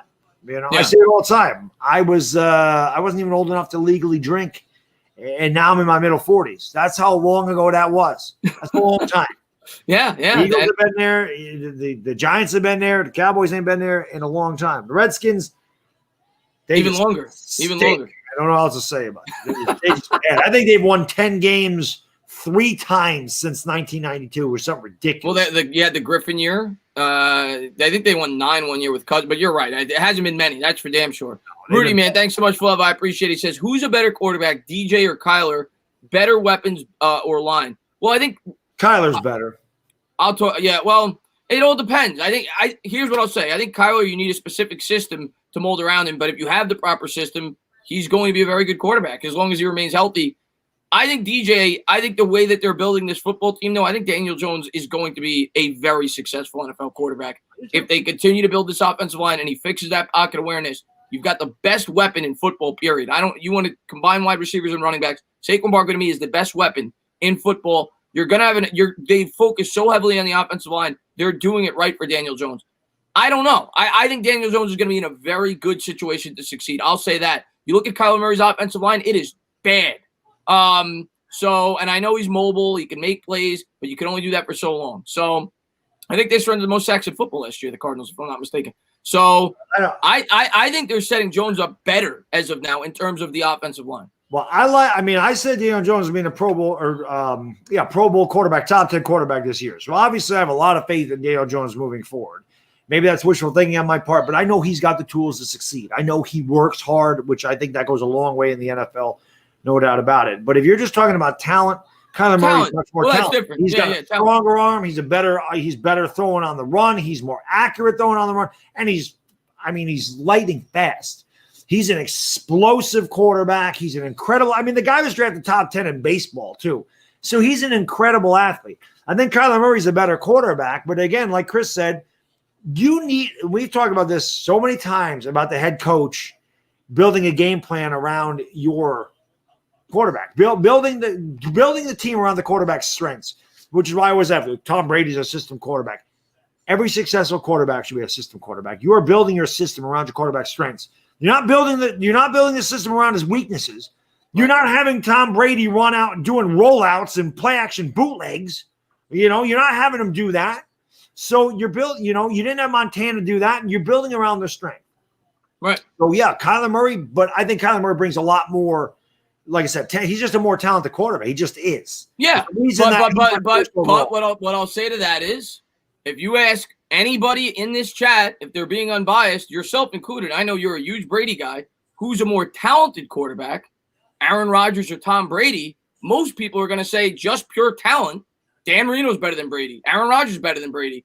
John Elway's more talented than Brady, but Brady's got the rings because the Patriots set him up for the right way to succeed. They put him in the proper system, and Brady worked his ass off, which is what Daniel Jones is doing. So, yes, I agree in terms of talent. That doesn't necessarily mean he's going to be better, though, because a lot of people. Yeah, I don't know. Now, Rodgers, I'll say Rodgers is more talented than Brady, I think.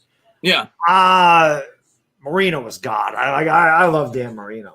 I love Dan Marino. I don't know if Elway was more talented, though. Elway was Tom pretty Brady talented. has a very strong arm. Tom Brady's very accurate. Tom Brady, he can't run. He never could run. But the fact that this guy was a 6th overall or the 199th overall pick. And he's incredible. He's like incredible. I said, Tom Brady's 40. I can still run faster than that. I'm 44 years old. I can still beat Tom Brady when he was 23 in a race. I know I can. I am faster than 5.26 in a 40. I know I'm faster than that. I'm still a sub-5 when it comes to running a 40. I'm not fast like I used to be, but I can definitely outrun Tom Brady. I can outrun Eli Manning. I can outrun a lot of those guys. I can probably outrun Drew Brees. But I don't know. It just depends. I'll give you another one. Drew Brees, to me, doesn't have the most unbelievable physical attributes. The guy's accurate, but the guy's going to go down as one of the top 10 quarterbacks who ever lived. So a lot of it has to do with the scheme that you build around him and the team that you support. Absolutely. Yeah. So listen, I want Daniel Jones to have a better career than Kyler Murray. There's no doubt about that. But if you're asking right now who the better quarterback is, in terms of pure talent, I agree. Kyler Murray went number 1 for a reason. Daniel Jones was supposed to go, by a lot of people's standards, in the late first, early second round for a reason. So I agree. Kyler Murray, just on pure physical attributes, is better. Jason, man, thanks so much for love. I appreciate it. He says, if the Texans miss the playoffs, Bill O'Brien needs to be gone. The receivers weren't getting any separation last night, and Watson struggled because Bill O'Brien should have been gone years ago. Bill O'Brien sucks. Oh. He's not. I'm not even talking about the trade. The trade is bad enough, but his coaching is bad. Every time I call Texans game, he's bad. He's just a bad head coach. They should get rid of him. So bad for Deshaun Watson. I love Deshaun Watson, and I hope he goes somewhere. I hope he doesn't stay with Houston. I hope he signs somewhere else. He should. That kid don't deserve that crap. Yeah, and I knew it before I picked that game. I'm like, you got Andy Reid with a month to prepare going up against Bill O'Brien with a month to prepare. Who do you think is going to win that game? You're talking about the second best coach going up against the worst. Bill O'Brien could have a month to prepare, and Andy Reid could wake up and off the field and out coach Bill. Yeah, he could. While he's eating a meatball sandwich, which he probably did. Yeah, well, you saw the mask over his face yesterday. I was worried about how he was going to have his halftime meal because we all worried about that. Did you see the feedback on him? He was good. Diehard, man, thanks so much for love. I appreciate it. He says, I heard some Looney Tune Eagle fans saying they're going 13-3, shaking my head. Most of the fan base said the same thing last year and barely made the playoffs. I can't wait to see them break down.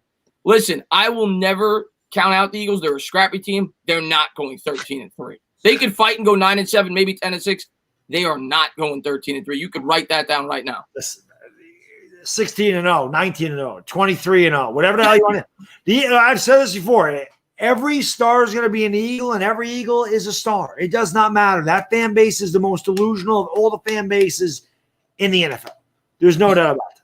There's just no doubt about it. They just think they're better than they are every year. I guess they still have a Super Bowl hangover. Though I'll tell you one guy that always thinks they suck, and that's EDP. He's the complete opposite. EDP never going to be good.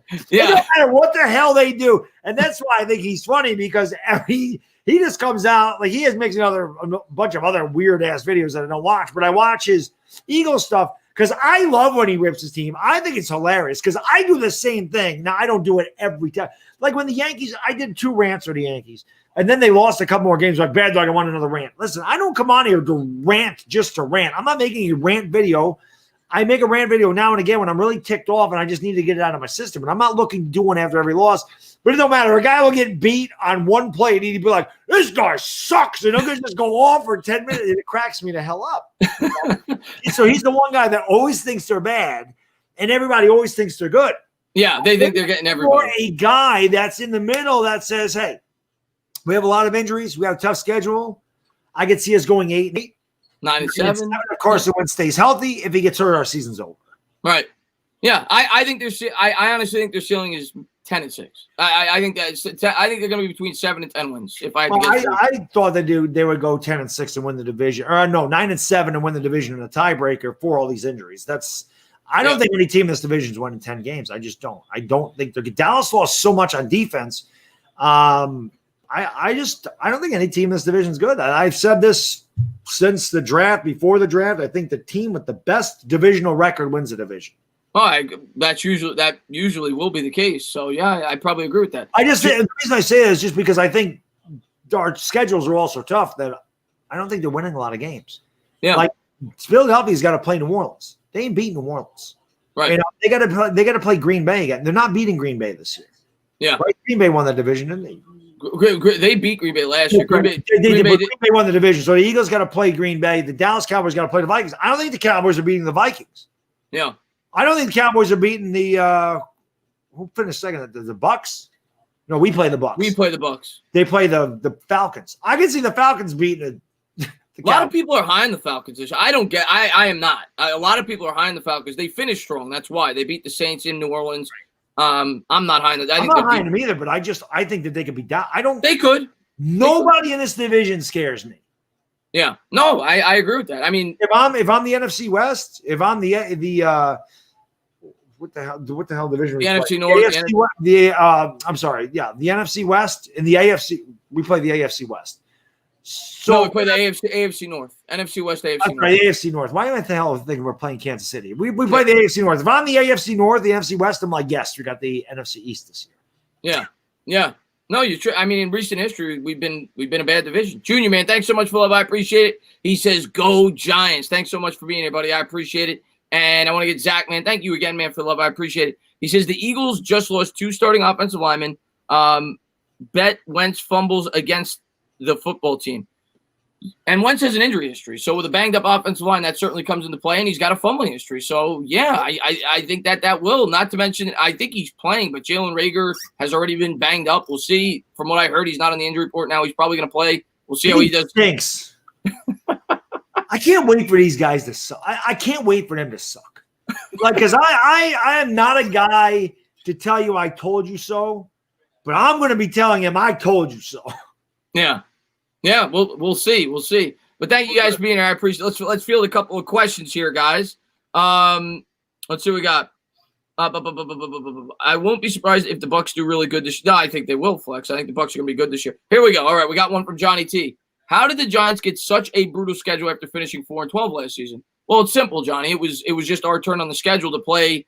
It just so happens that we ended up playing 2 tough divisions. We were going to play the AFC North no matter what we finished the year before, and we were going to play the NFC West. If you take a look at the AFC North, the Browns are better than they were a year ago. They got 2 really good offensive linemen to help support their biggest weakness, so they're a lot better. The Bengals are a lot better. I still don't think the Bengals are that good, but they're a lot better. They got their first-round pick who got injured last year before the year started. Jonah Williams, the offensive lineman's back. They draft Joe Burrow, T. Higgins.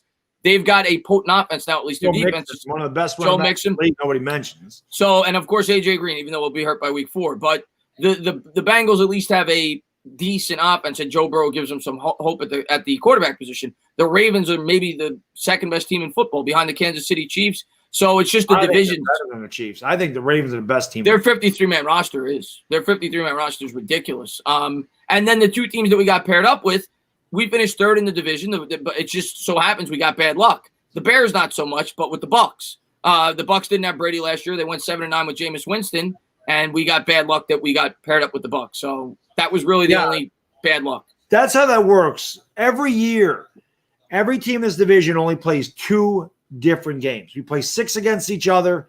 We each play an AFC division. We each play an NFC division. And then the 2 divisions that we do not play, you match it up from where you finish. So the first place team in the NFC East will play the first place team in the division that we don't play.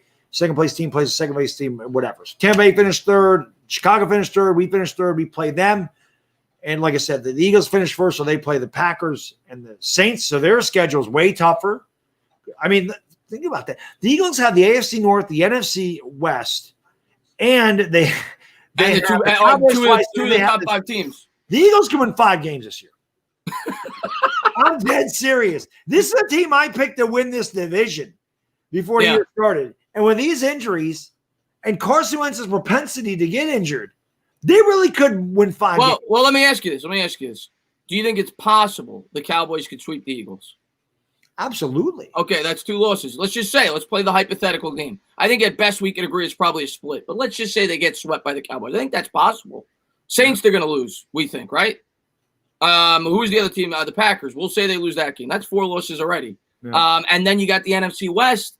At best, they probably go 2-2 against the West between the Cardinals, the Rams, the Niners, and the Seahawks. Yep. We'll give them a 2-2 there. That's already 6 losses. Then you play the North. I'm going to give them 2-2 again. Those are all good teams. You got the Ravens. You've got the Steelers. You've got the Browns and the Bengals. So we'll say they go 4-4 in those games. You've already got 8 losses before you even get to the Giants and the Redskins. So maybe they lose a game or 2 there. You're 6 or 7 wins. To Cleveland. Cleveland could beat them.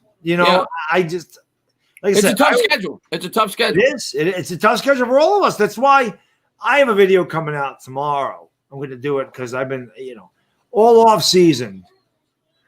And I had them on the first NFC roundtable because I had to, which once the damn NBA playoffs are over and it's just football, there'll be a lot. That's what I'm going back to that NFC East roundtable. I loved doing that.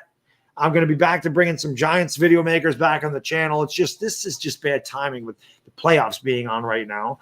I forgot where the hell I was going with that. See, Chris, my mind is just gone. Don't get over people. It's all right. I got to get to a super chat anyway. Chizola, man, thanks for love. I appreciate it. He says, we play Watt, Mac, Bosa, Donald first 4 games, and then it doesn't let up after that. Then you got DeMarcus Lawrence, and then you got Chase Young.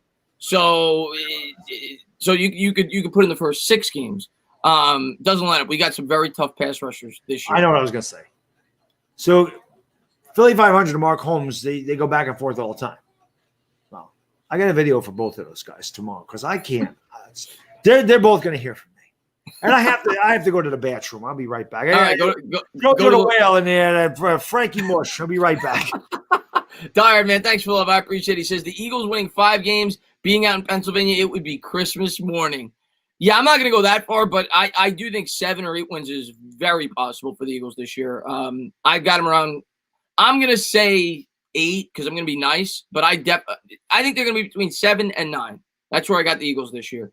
But thanks for love. I appreciate it. And Rock and Rob, man, thanks so much for love. I appreciate it. The NFL needs to change the schedule system. It is absolutely idiotic that great teams have easy schedules sometimes and bad teams get tough ones. Well, look at the what's going on, Justina. Thank you for popping in the stream. I saw you typed it a couple of times. What's going on, John? Thank you for being here. Let me just read that one more site. Yeah. Well, a lot of it comes down to luck. I'm not trying to take anything away from the New England Patriots. They were phenomenal. They went to 9 Super Bowls. Incredible. But a lot of it comes down to luck. Why were the Patriots able to get a first-round bye every year? Let's be real. They weren't the most talented team a lot of those years. They played in the AFC East. Those teams were not good. The Jets, for a wide portion of those years, was not a good football team. The same for the Dolphins and the same for the Buffalo Bills. They beat up on the weakest division in sports. So, yes, a lot of it has to do with luck, being in the right division at the right time. So you're right, but you can't control that.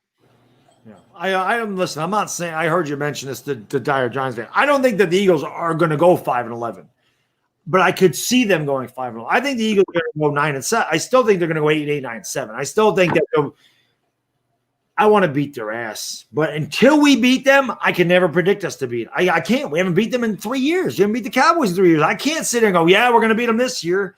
I don't know that. I just – you got to see it before you believe it. I mean, since I was a kid, they beat us in the weirdest ways. Carl Banks had his Randall Cunningham tackle. Somehow Randall Cunningham gets out of it, throws a touchdown. We lose. Giants block a freaking field goal at the end of the damn game. At the end of overtime, whatever it was. I don't know if it was overtime, the end of the game. Eagles pick up the damn block, kick and run in for a damn touchdown. We lose the game that way.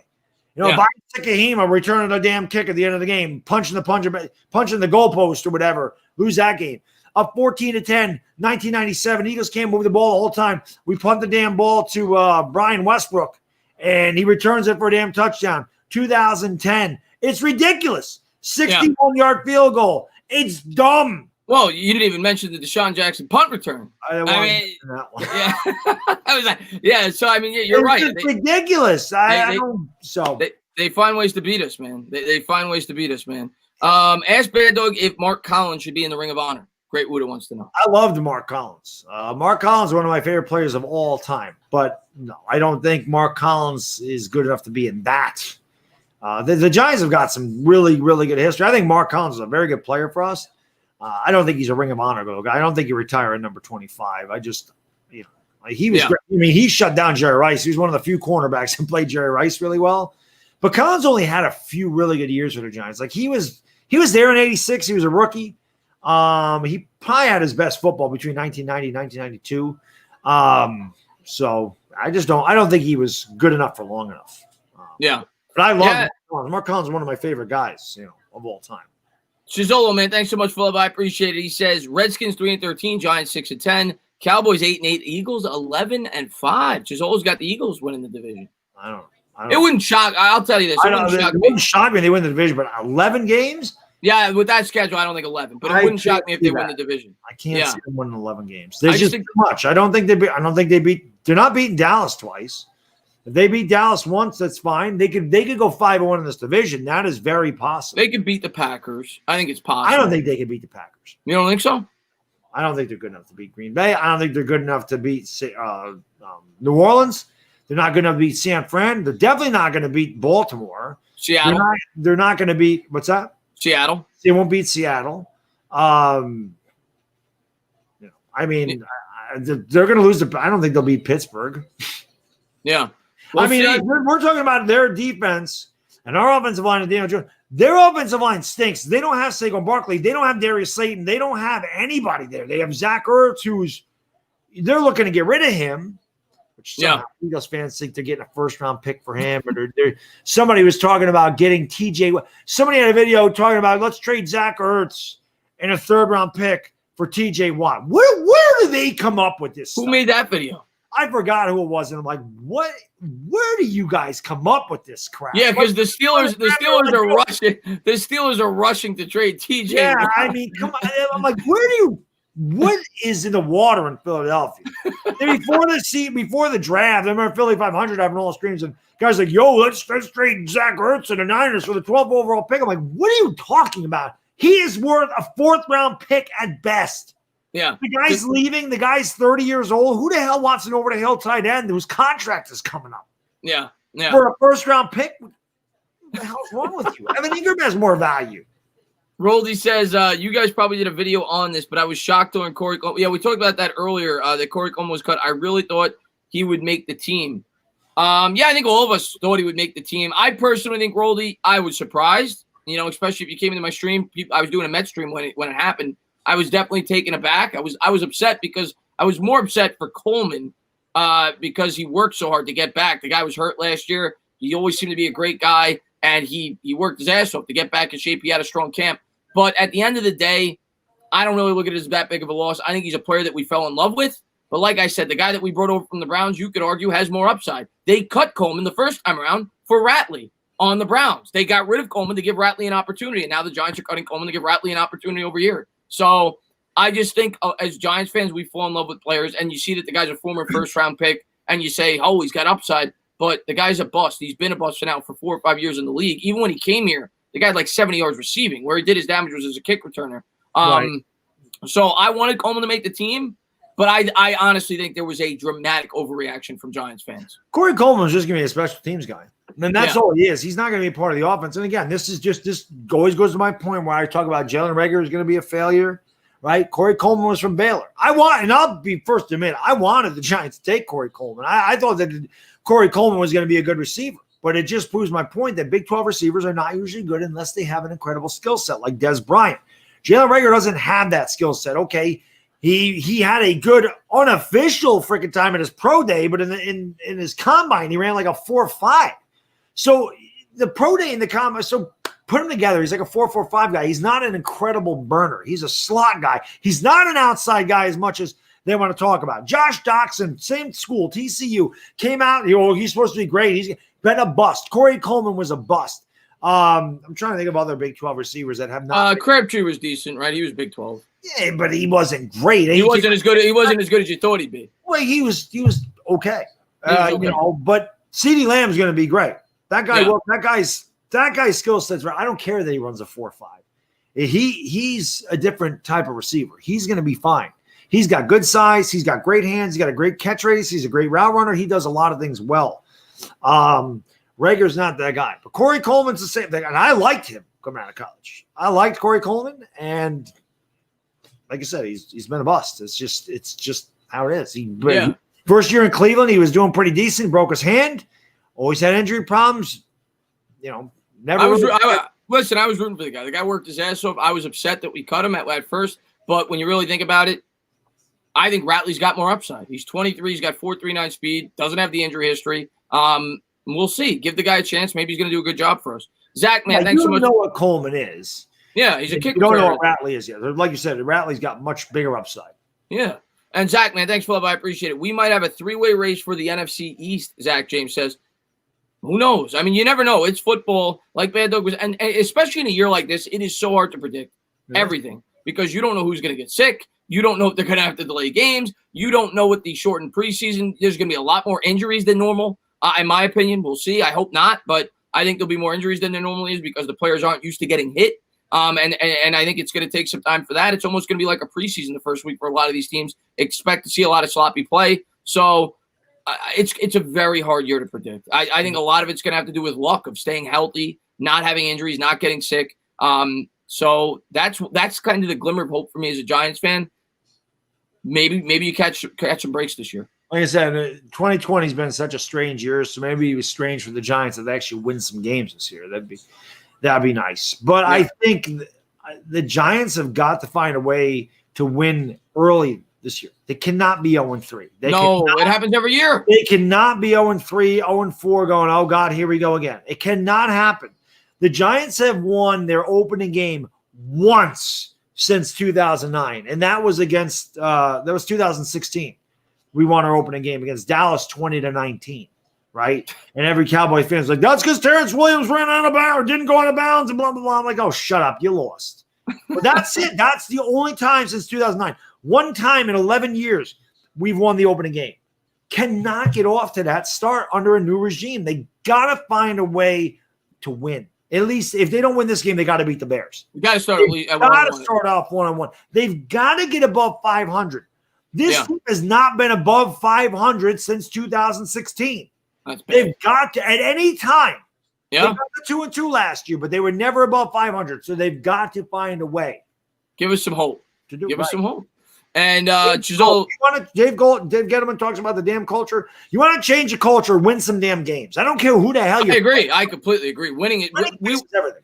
Yeah, winning will fix everything. Everybody forgets about the locker room when you're winning.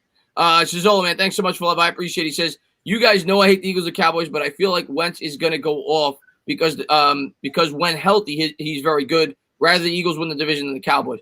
I mean, I agree that he's the best quarterback in this division. You'll never hear me. There's no doubt about it. If you give Wentz Dak's situation and you give Dak Wentz's situation last year with the wide receivers Wentz was throwing to, Dak is lost in the situation that Wentz was last year. So I definitely think Wentz is a better quarterback. And Zola says, I feel like Wentz could carry his weak offensive core. I agree with that. I don't think Wentz can. I don't think Dak can. I think Wentz is capable of it. Yep, I agree.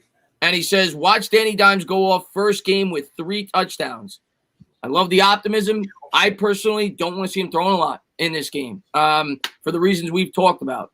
The defense that you're going up against, this is a brutal defense.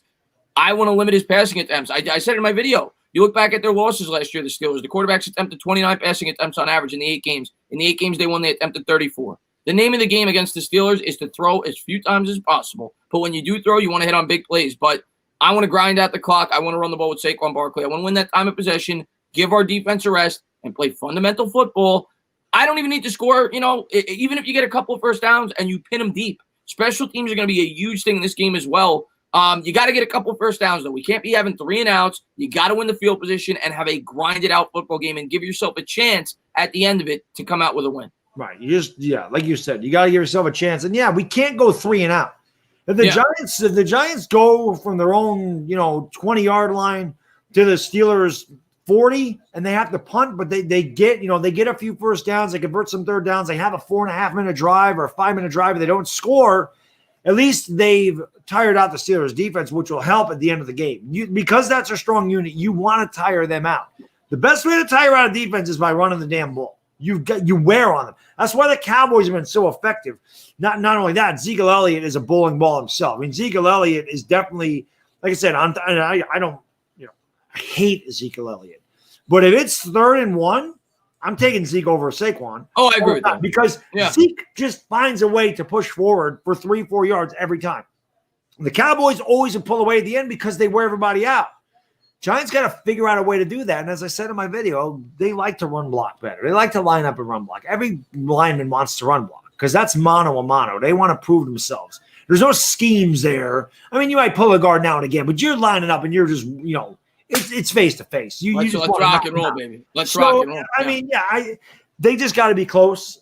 And I'm with you. I don't want Daniel Jones throwing 3 touchdowns. If Daniel Jones throws 24 times in this game, I'd be fine with it. You remember what Joe Judge said? Joe Judge said there's going to be some games.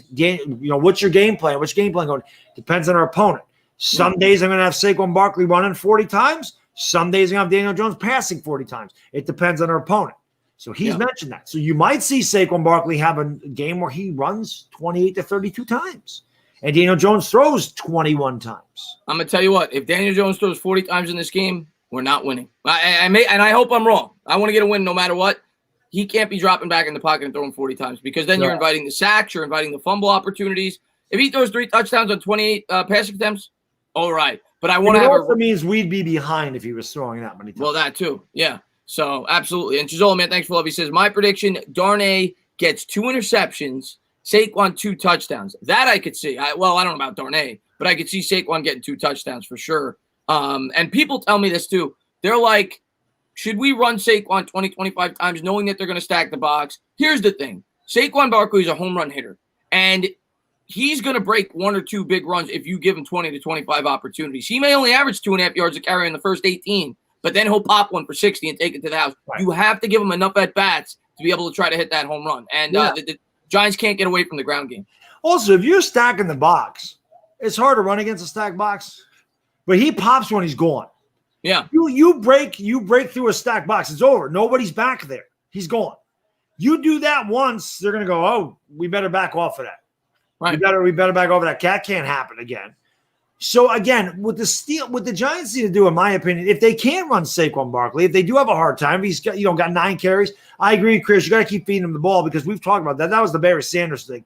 1 yard, no yards, 2 yards, -3 yards, 1 yard, bang, 78 yards. And we saw that against Washington last year. We saw it against the Cowboys. Cowboys first play of the year, right? At the handoff to Barkley was like 60 yards, wasn't it? Right. So you have that with Barkley.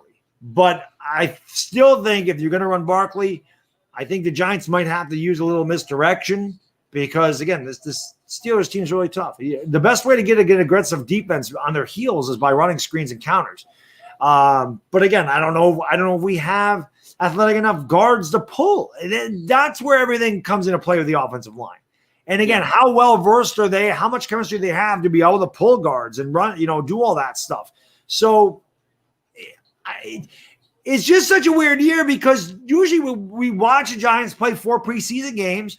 We have an idea of what the game plan is, even though it's very vanilla and they don't show everything. But we have some semblance of what they're putting out on the field. This year we have no idea because it's a new head coach. We have no idea what the hell they're going to do.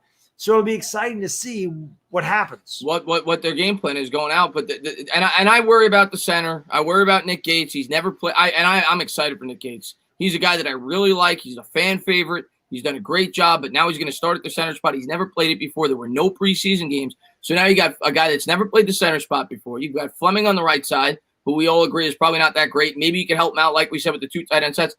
The Giants are going to struggle a bit, and I agree that the best way to combat that is to run the football because it's much easier to run block than pass protect, especially when you're going up against a team like the Pittsburgh Steelers. So I think that has to be the game plan going out. Roldy, man, thanks so much for love, man. I appreciate it. He says, Coleman is a bust. I thought he did well on special teams for us before injury, and from what I read this training camp, he was doing good. I'm sure you thought the same. Now he's a bust. Come on, man. Add him to Collins and OBJ list. Well, no, bro. I have no hate for Corey Coleman. I love Corey Coleman. When I say he's a bust, this guy was the 15th overall pick. This guy was supposed to be an elite number 1 wide receiver. When you take a wide receiver, he's probably the first or second wide receiver taken in his draft. I'm not trying to knock the guy. The guy did a good job with the Giants. I liked him. He was a guy that we got for free because he sucked with the Cleveland Browns, if we're being honest. We were able to pick him up off the scrap. Did he also go somewhere else and get cut, and then we picked him up? I can't remember. New England, and he got cut from the. It might have been. It might have been. Somewhere else, and then we ended up with him. Yeah. I'm not trying to bash Corey Coleman. I liked Corey Coleman. I was ecstatic when we brought Corey Coleman back. When I say he's a bust, Baddog, when you draft the guy 15th overall, it's kind of like Eric Flowers. Eric Flowers is a bust. Last year he did a good job with the Redskins. He's still a bust. Yeah, listen, when you're a 15th overall pick in the draft and you're the wide receiver position teams, that's the bust. You're supposed to, like Chris said, you're supposed to be a 1,000-yard receiver. You're getting 75 catches a year when you're first round, when you're a top 15 wide receiver.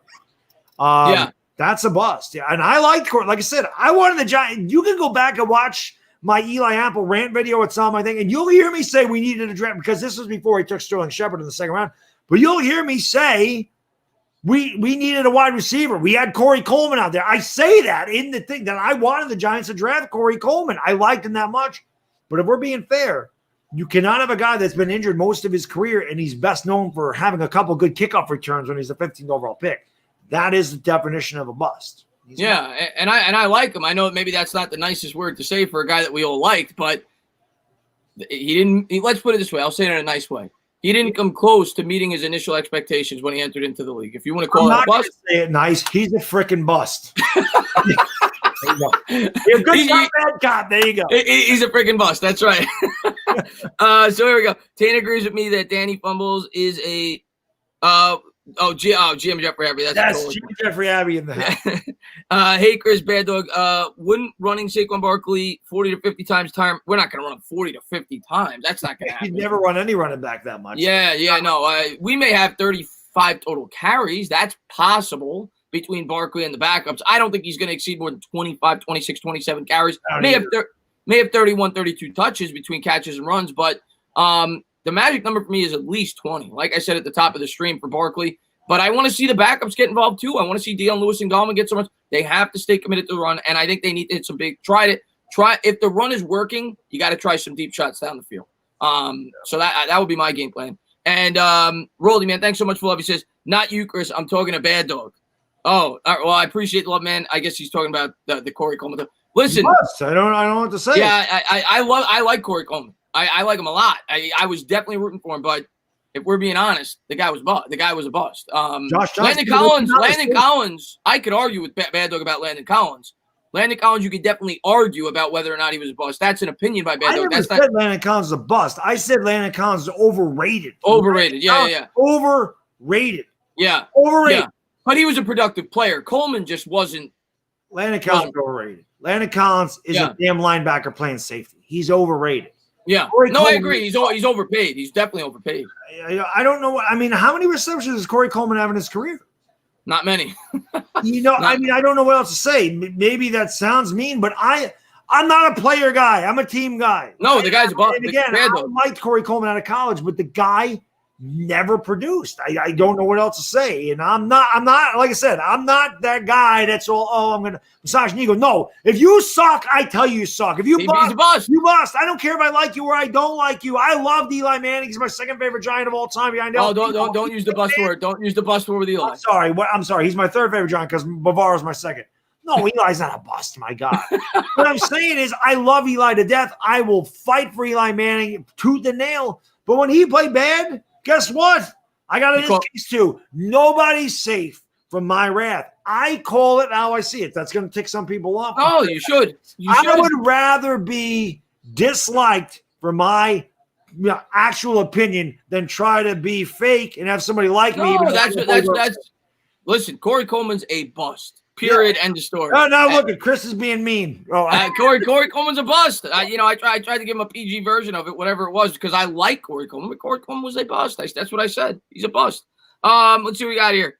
Let's see what we got here. Collins is better than Peppers in run defense, but Collins is not better than Peppers, Riley Shepard says. We'll see. I like Peppers. He's versatile. I think he fits the scheme very well. I'm interested to see how they use Peppers. He's one of the guys I'm most interested to see. The other guy that I'm really interested to see how they're going to use in Baddog on Monday night is Logan Ryan, because he's only had about a week to get acclimated to this football team. Of course, he has experience playing. He has, some experience with Graham, some experience with Judge. And he said Judge was a major reason that he came here, but he's only been here for like a week, 10 days. I don't know how much of a role he's going to have in the first game. Logan Ryan. I don't either. I'm glad I finally got his name right. The video I did, I was dyslexic.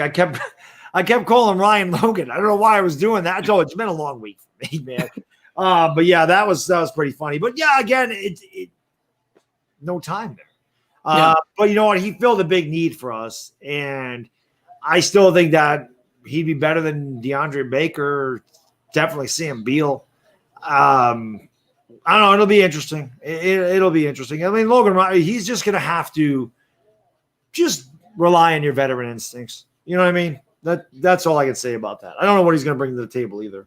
But I personally think they're going to play him in the slot or the safety. It looks like they're going to start Ballantyne on the outside. He's going to have to play safety. We have no safeties. What you got? Love. One thing that worried me about the Giants is the fact that, that like I said, we have pretty much the same team we had last year. The only guys that can make an impact from the draft is Andrew Thomas and Darnay Holmes. We don't have McKinney till at least December, right, or November. Yeah. Matt Parrott, third round pick, he ain't playing immediately. Lemieux's not playing. Yeah. Cam Brown, he's not playing. Tay Crowder, he's not playing. Carter Coughlin, he's not playing. So we don't really have any of our draft picks that are going to make an impact outside of Darnay Holmes. How much impact can a nickel corner actually make? And Andrew Thomas is obviously going to be the huge one. Now, we did bring in Blake Martinez, we brought in Kyler Fackrell, we brought in James Bradbury. So we did bring in some nice free agents. But again, our draft picks, unfortunately, it just sucks that McKinney got hurt. That sucked. I was looking forward to him. I think he was a big piece in what we were going to do with that versatility in the secondary. And especially during a rookie season, you want him to get as many reps as possible. It sucks that he got hurt. No, it definitely sucks that he got hurt. Roldy, man, thanks so much for love. I appreciate it. He says, Baddog, I meant it as a joke, meaning every player that no longer is on the team, you say something, but meant it as a joke, Baddog. So Roldy's just saying he's God, no, that's got nothing to do with Corey Coleman not being a Giant at all. Yeah. And I don't say something about every Giant. Glenn Collins, I do, and Odell Beckham. Why? Because they talk crap about the Giants. Flowers too, but Flowers is a bust. But Flowers also talk crap about the Giants. But Flowers is a bust. He deserves it. He's awful. Yeah. He stunk. So yeah, I mean, no, that's it. I just those guys. Like, I don't even mention Eric Flowers. I don't ever talk about No, he's not worth it. He's not even worth mentioning. Landon Collins, yeah, he runs his damn mouth. I'm going to rip him a new one. Same thing with Odell Beckham, which somebody asked me. I don't even see. What is the thing with Odell Beckham? Like, I didn't read the article that something about him liking crap. Odell Beckham likes taking bathroom breaks during games, apparently. He's into that. He's into apparently he's into women doing that on top of him. That makes sense. And that's why he plays for the Browns. That makes sense. Yeah. If quarterback should have been Sanchez, then he would have been all set. And Riley, man, I appreciate the love. He says, Baddog, do you think that Cole, talking about baseball or Garrett Cole, was worth $330 million? I'm going to answer that for him first. I'm not a Yankee fan. If he helps you win a World Series, he's worth every penny. Well, he got 314, not 330. Yeah. I'll tell you what, he finally earned his money today. He pitched a complete game shutout, so that was nice to see. Yeah. Listen, like I said, we Sabathia, AJ Burnett, Mark Teixeira worth all that money because we won a World Series. So yes. Yeah. And baseball's not a salary cap sport. So at the end of the day, as a fan, the only reason that I get on players' contracts in football, at the end of the day, I want players to make as much as they can. Go out, get whatever you can. But in football, you limit the team's success when you sign bad contracts. In baseball, especially with a team like the Yankees, they've got endless supply of money. They throw money. They threw money at the problem. If he helps you win a World Series, who cares what his ERA is? It's about winning championships. So yeah, if he helps you win a World Series, make the playoffs and the guy dominant. And in New York, you could have the worst season ever. Gary Sanchez, I can't stand the guy. Dude's hitting 121 or whatever. I mean, it's pathetic. It's pathetic that I'd rather have a pitcher hit than him. But he could have this year where he's striking out 50% of the time and he's hitting 121. And this guy catches fire in the damn postseason and hits 364 and hits 7 home runs. Guess what? Everybody going to forget about the 121. And it's vice versa. A-Rod for so many years here won MVPs, hit 48 home runs, hit over 300, and he failed in the playoffs.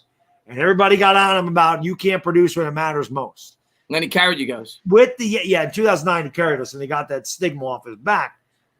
In New York, and it doesn't matter, it's not just the Yankees. In this city, you could have the worst regular season. You are not judged by what you do in the regular season here. You are judged by what you do in the postseason. Exactly. Eli Manning in 2007 led the league in interceptions. He threw 23 touchdowns, 20 picks. He was terrible. Guess what? When it mattered most, he played his ass off. Guy was clutch. And I'll tell you what, and when you win championships here, we go to bat for you until the end. Absolutely. You'll always have that. Period. End of story. We'll go to bat for you until the end because that's what we're about. We're about championships. Zach, man, thank you so much for love. I appreciate it. He says, we can't forget about our linebacker Downs and Martinez. Downs is definitely a big question mark. The guy was a 7th-round pick. The guy's really never started in the NFL. He had a great training camp. I don't know much about him other than the fact that when he was at college, he was known to be a pretty good coverage linebacker.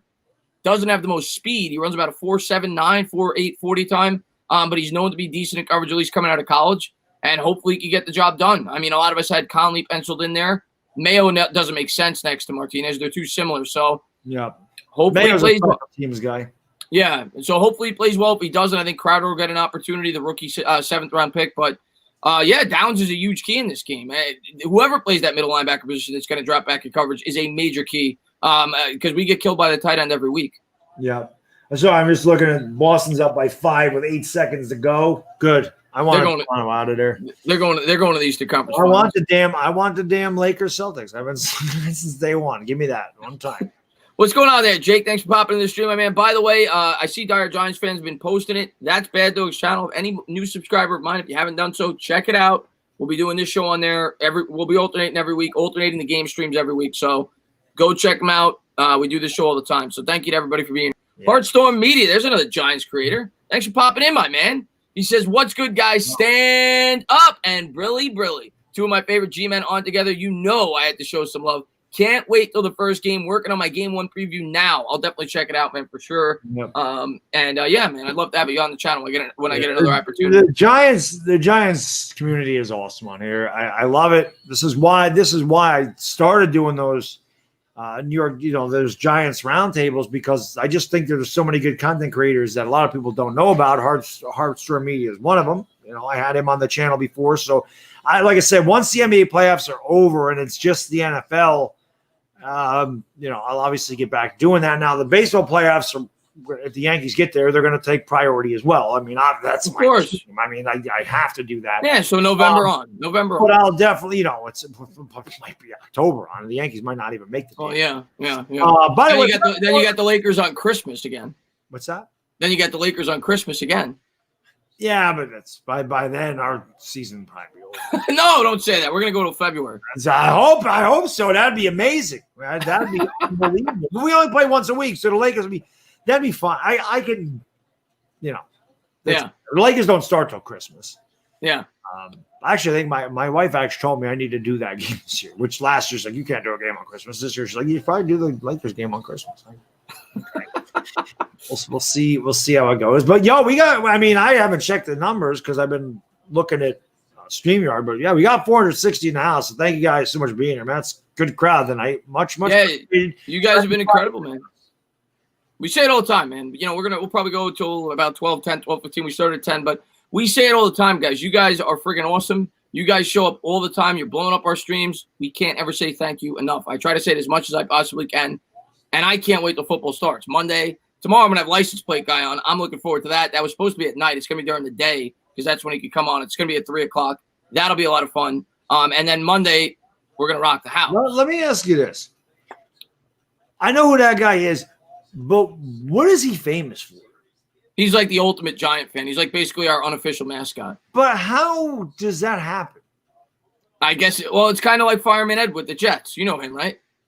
Yeah, I know he stopped going to Jets games and he just gave up with the Jets. I remember that. Not I won't do that, but yeah, it's basically the same thing. He's just like a super fan. I just didn't know. I mean, like I said, I know he's at every game. I remember seeing him in the Super Bowls. Right, the Super Bowls. I mean, I know who he is. I just didn't know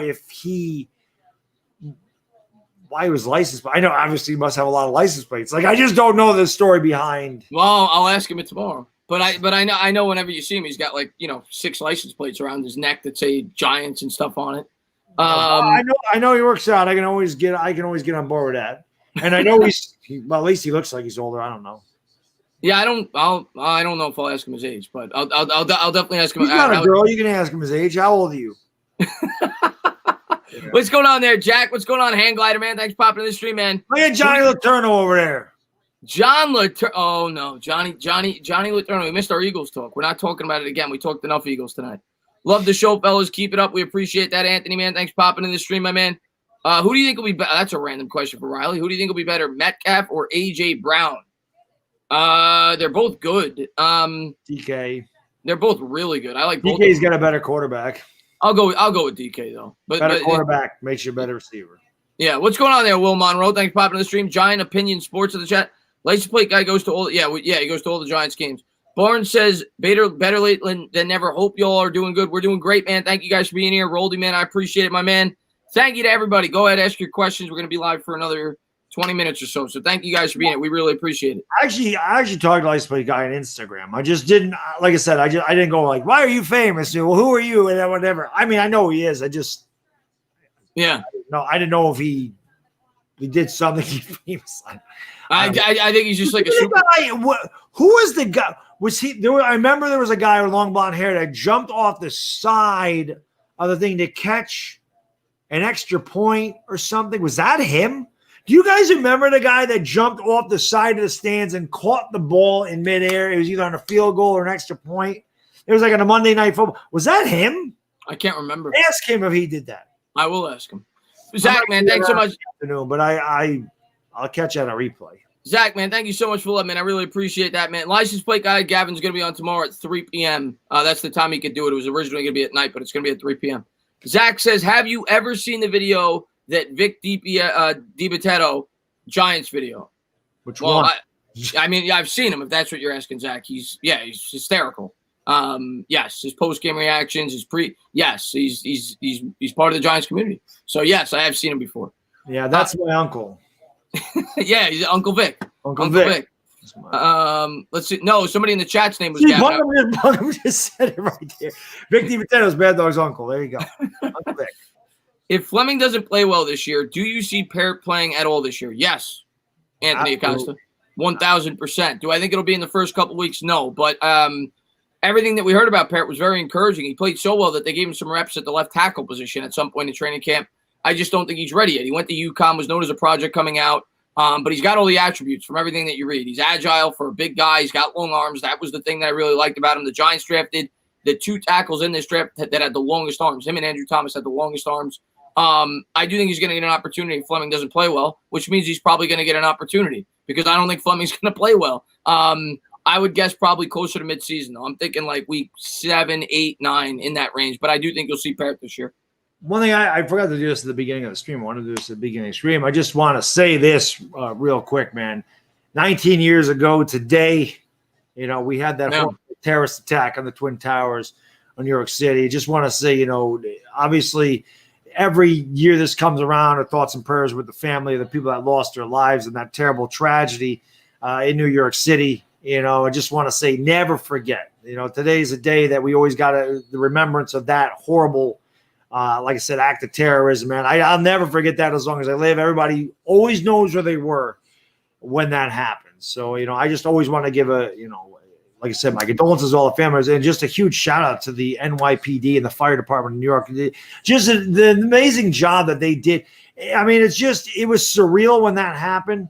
And, even though it was 19 years ago, it's still very fresh in my mind. And I think anybody that went through that or lost a loved one in that will always remember that day. So, again, I just want to pay my respects to everybody, all the families of people that lost their lives. And like I said, the fire department and the NYPD, the amazing job they did. So it's just something I wanted to put out there, especially since we're a New York-based channel. Chris lives down in the city, and I know there's a lot of New Yorkers in here. So yeah, absolutely. And not just New Yorkers, Americans. We were all affected by that, but New York obviously was affected the most. And it's great that every New York team won today. And the way they won, the Mets put up 17. They might have put up more. When I went live, they had put up 17. But yeah, the Yankees put up 17 in 2 games today, I think. So there you go. There you go. But yeah, I mean, obviously, it's something you never forget, and it's horrible. I got not much more to add than what you said. Obviously, the policemen, the firemen were heroes. They were incredible. And anybody that is a policeman, fireman during those days, thank you for being a hero. I got nothing much more to say than you said it pretty well. Jason, man, thanks so much for love. I really appreciate it. He says, I was supposed to have a field trip to the World Trade Center that day. Wow, that's crazy, man. That's insane. Yeah, that's insane. Is right, man. Thanks for showing the support and love. Yeah, man, Barnes, of course, man. 7 years old in my kitchen staring at the TV. Yeah, I was 16. I think I was 6. What was I? No, I was 15, almost 16. 15, almost 16. No, you weren't. Yes, you were. That's right. You're 9 years younger than me, not 10. Yeah, I was 24, so I remember it. I remember pretty well. I was working. I heard it on the radio. I heard that the first plane hit, and I'm not thinking much of anything. I'm like, wow, that's terrible. I'm just thinking that it was an accident. You're not really thinking anything more than that. Then when the second one hit, you're like, what the hell is going on? I remember leaving work and going home to see what the hell was going on. That was, it shook me up. I was in school. Yeah, I was in school, obviously, at 15, and they didn't even tell us. The school didn't even tell us. I heard it through people from the school. I guess they found out from their parents or whatever. Yeah. But I didn't find out until like noon that it had happened. And even when I first heard about it, I didn't really, I said, well, that's crazy. Until you actually saw the video footage, you didn't really grasp the concept. Yeah. But it was horrible. So hopefully, it was. But it's always good to have remembrance, of that stuff. So I just, I wanted to put that out there. It was just I wanted to do it at the beginning of the stream. Totally forgot. And I know we have a lot of younger viewers in here that probably don't remember that. There's a lot of people in our streams that are probably 15 to 24 years old and they don't remember it. But it's just something, like I said, if you live through it, you'll never forget it. And if you didn't live through it, it's something you should definitely go back and take a look at. Maybe not so much because it was a terrible act, but just the heroic performance of the mayor at the Giuliani at the time, and like I said, the fire department, the NYPD, and the way America came together. And I'm not going to get all political here, but it's just funny how you look at 19 years ago, how something like this united this country, and how right now we're so far apart. I don't know how the hell that happens in 19 years. It's a damn shame, but hopefully we get it together. I don't know what to say. Yeah, that's all you can say. I was living in Vermont, and okay. As in my mother's womb when it happened. You were in your mother's womb when it happened. Okay. How many years does Zeitler have on his contract with us? I want to he's got one. Right? He's got another year after this year. But he carries only a $2 million dead cap, but I think he's going to cost $12 million against the cap. Yeah, he'll be going. They might not. Maybe not, because he is really good. It depends on how he plays this year, and it depends on their faith in Shane Lemieux, because Shane Lemieux is going to cost them pennies on the dollar. If they feel like Lemieux's ready to go, and you could save $10 to $12 million, yeah, but it depends how he plays. If he plays at like a Pro Bowl level, they probably leave him around for 1 more. I also think it depends on what free agents the Giants target. Like if they need that $10 million to go after somebody they really want. Say Ingram, like I said, Ingram or Bosa is going to be out there because there's no way they're both getting tagged. So one of those guys is leaving the Chargers. So I think they extended Bosa. did they? I'm pretty sure they I don't extended think they Bosa. can afford them both, though. No, Ingram's probably going to be a free agent if they decided to do that. But yeah, if there's a guy like that out there, they're just like, we got to bring this guy in here. yeah. No, I mean Shaq Barrett's a possibility if they don't extend Yannick, which they probably will. There's a couple of guys. Judon, I think, is a free agent. There's definitely some edge rushers. They can't be. Yannick don't want to play there. Yeah, so maybe they won't. Who knows? But Riley says, I was born in 2002, but 9/11 was probably the largest driving factor to make me enlist in the United States Marine Corps. It still burns me to this day, even though I wasn't born yet. Riley, well, thank you for your service. Yeah, I'm sure my cousin signed up because I'm sure most people did. Yeah, I actually, I think they were given a medal. I forgot what the medal was called today. I think Trump was giving somebody a medal that he signed up for I think it was the Marine Corps because of that act. And he spent 19 years, did a ton of tours in Afghanistan, everything else. So, yeah, I mean, I think that did get a lot of people to say, I want to protect this country. So, I mean, I always thank any servicemen and women for their service. Chris and I don't do this show without you guys. There's no way. So, always huge respect to anybody. Like I said, the fire department, the police department, the men and women, the servicemen and women of this country. We are able to do what we do because of you. So that never goes unnoticed. And I don't think that these people, they hear it enough from people that how much they're respected and how much we appreciate what they do. Yeah, so. No, you're absolutely right. They're heroes. Roldy says, that day I had to walk from school in Coney Island to Flatbush in Newkirk when I mean far, shaking my head, Roldy says. Flatbush. That's where Duke Snyder's from. Flatbush, that is pretty far. Coney Island to Flatbush, that's pretty far. It's pretty far, man. I can't believe Baddog won't put Mark Collins in the Giants Ring of Honor. Great Buddha says. It's hard to make the Giants Ring of Honor. I'm looking at this right now. Mark Collins had 18 interceptions with the New York Giants.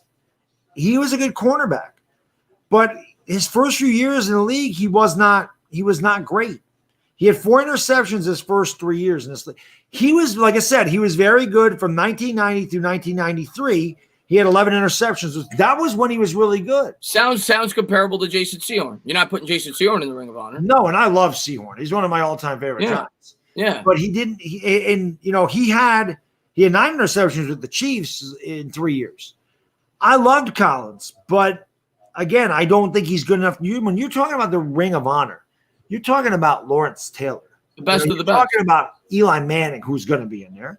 You're talking about Michael Strahan. You're talking about Sam Huff.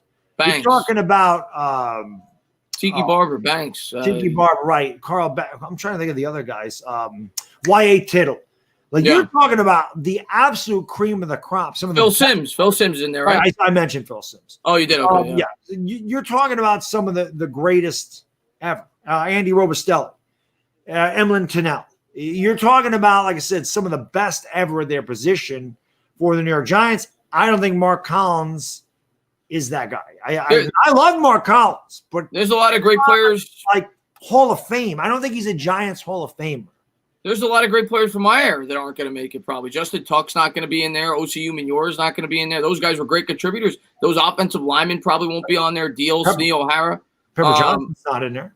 Yeah, so Pepper Johnson was great for us. I don't think Mark Bavaro was in the Ring of Honor, is he? I don't know about that one. I don't think Bavaro was in there. I'm not sure. Because again, Bavaro, I love Bavaro. Did not play enough. He was injured a lot in his career. Yeah. Yeah, Odell. No, Odell will not be. Cookie will not. I don't think will be in the Ring of Honor. No, he'll be in the toilet ring. Right, the toilet bowl ring. Yeah, that guy's a freaking weird guy. I mean, I think we always knew he was a little. Yeah, for Cocoa Puffs, to put it nicely. What do you guys think of Juju lining up in the slot against Holmes, Ben's favorite weapon? Green Eyes, I think that's where they're going to put him. If you look at Juju historically, that's where he does the most damage. It's in the slot. He's one of the best slot receivers in the league. Last year, he was forced to play on the outside because they got rid of Antonio Brown. Now they draft Chase Claypool. I think they'll move him around, but I think Juju's going to be used a lot in the slot, and it's going to be interesting to see what they do to try to spy him. That's going to be a tough matchup. That'll be a very tough matchup. Juju Smith-Schuster is a very physical big wide receiver. Holmes is not that big, and he's a rookie. This is gonna be tough. This thing gonna be easy for the Giants. There's a lot of inexperience on this team. They're a very young team. They're one of the youngest teams in the league. And again, they have a first-year head coach, and they had no time to really get acclimated to one another in a game situation. So they're all we're all going to find out Monday night. Chris and I are going to have a major stream. There's going to be 2,500 people in that thing, right? I hope. You guys in the chat, you're all going to tell your family, your friends. You're going to say, yo, those two crazy-ass Italian New Yorkers are back. The good cop, bad cop, and Baddog screaming no matter what the hell happens. You know, we're gonna have a new shit fondue. I'm gonna do the woosah to calm him down. Chris is gonna throw his headphones maybe a time or two. Hopefully not, but probably. Yeah. It's gonna be fun to be doing Giants football again. That's for sure. Yeah. And Justin, man, thanks so much for love, man. He says, "Hey, entertain it. It was my mom's birthday today. That's awesome, man. Happy birthday to your mom. Hopefully she had a happy birthday. And Justin, man, thanks for love. I really appreciate that, man. Tuck may not make it. Not there long enough. No, Tuck's not gonna make. Tuck's not gonna make. I love Tuck. Tuck's probably my second or third favorite Giant. I love Tuck, but he's not gonna make the. Harry Carson. There's another guy in the Ring of Honor. Harry Carson. Leonard Marshall. Leonard Marshall's not in the ring. Leonard Marshall's the most underrated Giant ever. Big Leonard was an amazing pass rusher for many years for us. He had 83.5 sacks. He led the league in sacks in 1985. He's not in there. Yeah. Mark Collins, like I said, I loved Mark Collins. He was one of my favorite players. He was my favorite player in 1990, 1991. He was, because I have always been a secondary guy. I played secondary in high school, and I loved those are my favorite positions. This is why I loved McKinney. I've always Steve Atwater was one of my favorite guys. Chuck Cecil was one of my favorite guys. Rod Woodson, Deion Sanders. I loved the secondary guys. Eric Allen, and I was a big Mark Collins fan, but he's not Ring of Honor material, not for the New York Giants. There you go. I didn't get to see him, so Bad Dog's telling you how it is, man. Louis, what's going on, man? Next popping at JPP is not going to make the Ring of Honor. If we had Prime Cruz and Saquon, it would be one of the most explosive offenses in the league, or Prime Beckham. But at the end of the day, you still need an offensive line. So those teams, those great teams, especially the 07-08 team, they had a great offensive line. We did have Prime Beckham and Saquon. We did for a year, but not a great offensive line. Stunk. They're bad, and then Beckham got hurt, and the Giants started winning games, which is strange. Yeah, we won games without Beckham, but I'm not saying that it was because Beckham got hurt, but right. I'm just saying we just committed more to the run, and the offensive line played better. Well, one thing I'll say is Beckham did throw a couple touchdowns. He did to Saquon. Yes, he did. Yeah. Heartstorm, man. Thanks again, man, for love, man. Eventually, guys who have only played 5 years may get in because guys just aren't playing as long. In past, you had to save for the same players the team can play for 8+ years. That's a good point. Players are retiring sooner. That's a good point. Players are retiring sooner, so maybe in the future. But I just think that the Giants, much like the Yankees hold even though they've kind of gotten a little more lax with that, the Yankees. Some of the players I think that they've let in there. They don't retire their numbers. They put them in Monument Park. But that's what I mean, Monument Park. That's because of championships. That's all that is. You know. Yeah. But I just think the Giants are going to hold it in high regard. It's tough to get I'm a Mets fan. The Mets only have 2 players retired in their. Seaver's got to be one of them. Seaver and Piazza. That's it. From 1962 till now, there's only been 2 numbers, and we've had good players. Doc Gooden was a great player for the New York Mets. Gary Carter was a great player for the New York Mets. Strawberry, Keith Hernandez, a number of players that you could have put in, and we only have 2. So. It's hard to get your number retired for any sports organization. So it is. And with the Giants, man, like I said, it's just to me, I don't even think 5 years is enough. I think it's based on performance. Now, if you're here for 5 years and you win 2 championships or something and you dominate and then you go somewhere else as a free agent or you retire, it's a different story. But Mark Collins played more than 5 years, and like I said, he's just to me. I mean, Brandon Jacobs isn't in the Ring of Honor. Brandon Jacobs is your all-time rushing touchdown leader for the New York Giants. He's not in the Ring of Honor. No, and he did win 2 championships. Yeah. So you just like I said, I think you have to be next level to get. You have to be an all-time great, a big-time difference maker for a long period of time. Right. because Victor Cruz was a big-time difference maker, but it was for a year and a half. Right. So it's got to be for a sustained period. The team has to have success, win championships. That's how you get in. And when you look at it, I say it all the time, those 2 Super Bowls, the only guy that was on both teams that's going to the Hall of Fame for the Giants is Eli Manning. They don't have another guy that was on both. Strahan, of course, was on the first one. So that's what's so great about the Giants, in my opinion. That's one of the things I love about the New York Giants. You look at over the course of history of all these other teams, the 49ers, the Cowboys, the Packers, they have all these all-time great players. The Giants, they have a few, but they've always been a team that had pretty good players that bought in. They were a great team together collectively. They were a blue-collar football team, and that's what they were since I've been watching the team. Even when they were good, they didn't have unbelievable players. They had a handful, Strahan, but they didn't have superstars though. For the most part, they were coached very well, and that was a big thing. You look at those coaches: Parcells, Belichick as a defensive coordinator, Tom Coughlin. They were very good coaches. I mean, even Jim Fossil was a I'm not going to say he was a very good coach, but he had a great staff, average coach, and he had Sean Payton, he had John Fox. I mean, he had good coordinators. John Fox made a Super Bowl with the Panthers. Sean Payton won one with the Saints. Yeah. So the Giants have always had good coaching staffs when they've won Super Bowls. So that's the big part of it. Coaching goes a long way. I say this all the time. In the playoffs, man, your coaching means so much more. Your best coach win. Of course. I was glad Andy Reid won. I was happy for him. I hated him with the Eagles, but I always thought Andy Reid was such a good head coach, and I thought that the Eagles did him dirty. And the Eagles had no offensive talent. Donovan McNabb James was Thrash and Todd Pinkston, Freddie Mitchell, and they had nobody. And Donovan McNabb was putting up numbers because of Andy Reid. They were making the NFC Championship team every year. They were able to do that with nothing there. Brian Westbrook was their best offensive player. Yeah, maybe Deuce Staley, but Deuce Staley. Andy Reid. I always said it, man. Up until last year, Andy Reid was the greatest coach ever not to win a Super Bowl. So everything that he had to go through with his son, I was happy that he got one. To go to the Ring of Honor, like I made fun of the Eagles because they had a Deuce Staley day. I'm like, that's how crappy your organization is. You have to have a freaking Deuce Staley day. You can have the Honey Jones day. You got Keith Byers day. What else? We got to have Anthony Tony day because his first and last name were exactly the same. The guy's name is Anthony Tony. How the hell do you name your kid Tony when your last name's Tony? His middle name should be Tony. Then he could have been the '90s R&B group Tony. I don't know. Triple T. Big Blue man. Thanks, Phil. I'll let you finish your point in a second. Thank you for the love. He says, if the Giants could start 1-0, the Bears game would look like a lock. I'm not saying that. There are no locks for anybody in this league, guys, but especially for the Giants. Hope we can get off to a fast start this season. I'll say this: if we win, I will probably pick us to beat the Bears if we win Week 1 against the Steelers. I'll say that. But pick us to beat the Bears because the Bears. I'm probably picking us either way. But the Bears got a very good defense. Let's not. The Bears got a very good defense. Did name the starter? What is that? Did Trubisky get named? Trubisky's the starter. Yeah. Yeah, we'll beat them. He sucks. I think we stand a chance to beat the Bears, but it's definitely not a lock.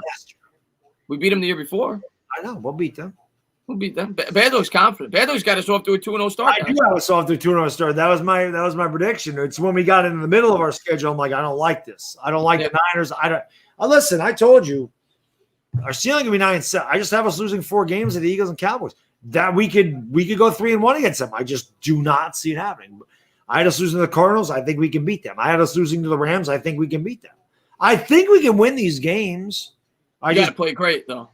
You know, I don't think we're beating the Ravens. I don't think we're beating the Niners. I don't think we're beating the Seahawks. Like, I don't think we have chances against them. I don't think we beat Tampa Bay. Bucks. Yeah. I don't think we beat. I said Baltimore. You got the Browns. You got the Cardinals. Cincinnati. I think we will beat those 2 teams. I think we sweep Washington. I got us around 6 or 7 wins, but if some things bounce our way, you never know. I predict us. Definitely 9-7 is possible. And it's the NFL, man. Because our division stinks. I think we could beat anybody in our division. We have to find a way to do it. Well, I mean, you look at Shermer, man. We said it all the time, specifically when they played the Eagles. The Cowboys have pretty much manhandled us the last couple of years, but when we played the Cowboys the Eagles the last few years, it came down to coaching. It came down to Shermer losing the game plan at halftime, bad play calling. Hopefully our new coach does his job. Yes. Let's see, but guys, it is late, guys. It is 12:14. We went a little overtime. We're gonna close it out. But guys, I'm gonna be live tomorrow with the license plate guy. We're gonna be live Monday, and I'll be live Sunday as well because I'll be calling the one of the games probably, and I'm gonna be having some subscribers on Sunday night. But we're gonna be live calling the game on Monday for the New York Giants. It is gonna be an absolute blast. Those streams are always the best. You guys are not gonna want to miss it. We're gonna experience it together, and hopefully we celebrate at the end. We'll have a couple of beers. Maybe I'll take a shot if we get a win. Hopefully we get a win on Monday night. I cannot wait. Football is finally here, and that's the most important thing. We're starting to get back to some sense of relevancy when it comes to sports. And can't say it thank you enough. We try to say it as much as we can every week. Thank you to everybody. Tonight, like Baddog said, we were up to about 470 at one point. You guys are phenomenal. Thank you for blowing up the stream. Thank you guys for coming in. Thank you guys for watching all of our videos. And thank you guys for continuing to support what we do. I can't say thank you enough. Dyer, man, thanks so much for love, man. I appreciate it. He says, great stream, guys. I missed this show. Let's go, Big Blue. Next roundtable. Like I said on Sunday, I'm gonna have one YouTuber on. It's gonna kind of be a subscriber/giant YouTuber roundtable. So I'll be doing that. Baddog, like he said, after basketball and everything else. So get back. Yeah, to that. we'll start getting back to that. Debo Marming Salamat to you, sir. I say that 100 times during every Lakers stream because my Filipino brothers and sisters are a big part of those streams. So Marming Salamat to you. I always say you don't ever need to thank me. Thank you for being here. Because our channels, I say this ad nauseum in any live stream I do, but because of really my live streams are just the Lakers at this point till Monday. My channel only exists without you guys. If you weren't here, what would I be doing? I'd be talking to the screen myself. I do enough talking to myself during the day anyway. So, I mean, it's just awesome. Chris and I talk about this all the time.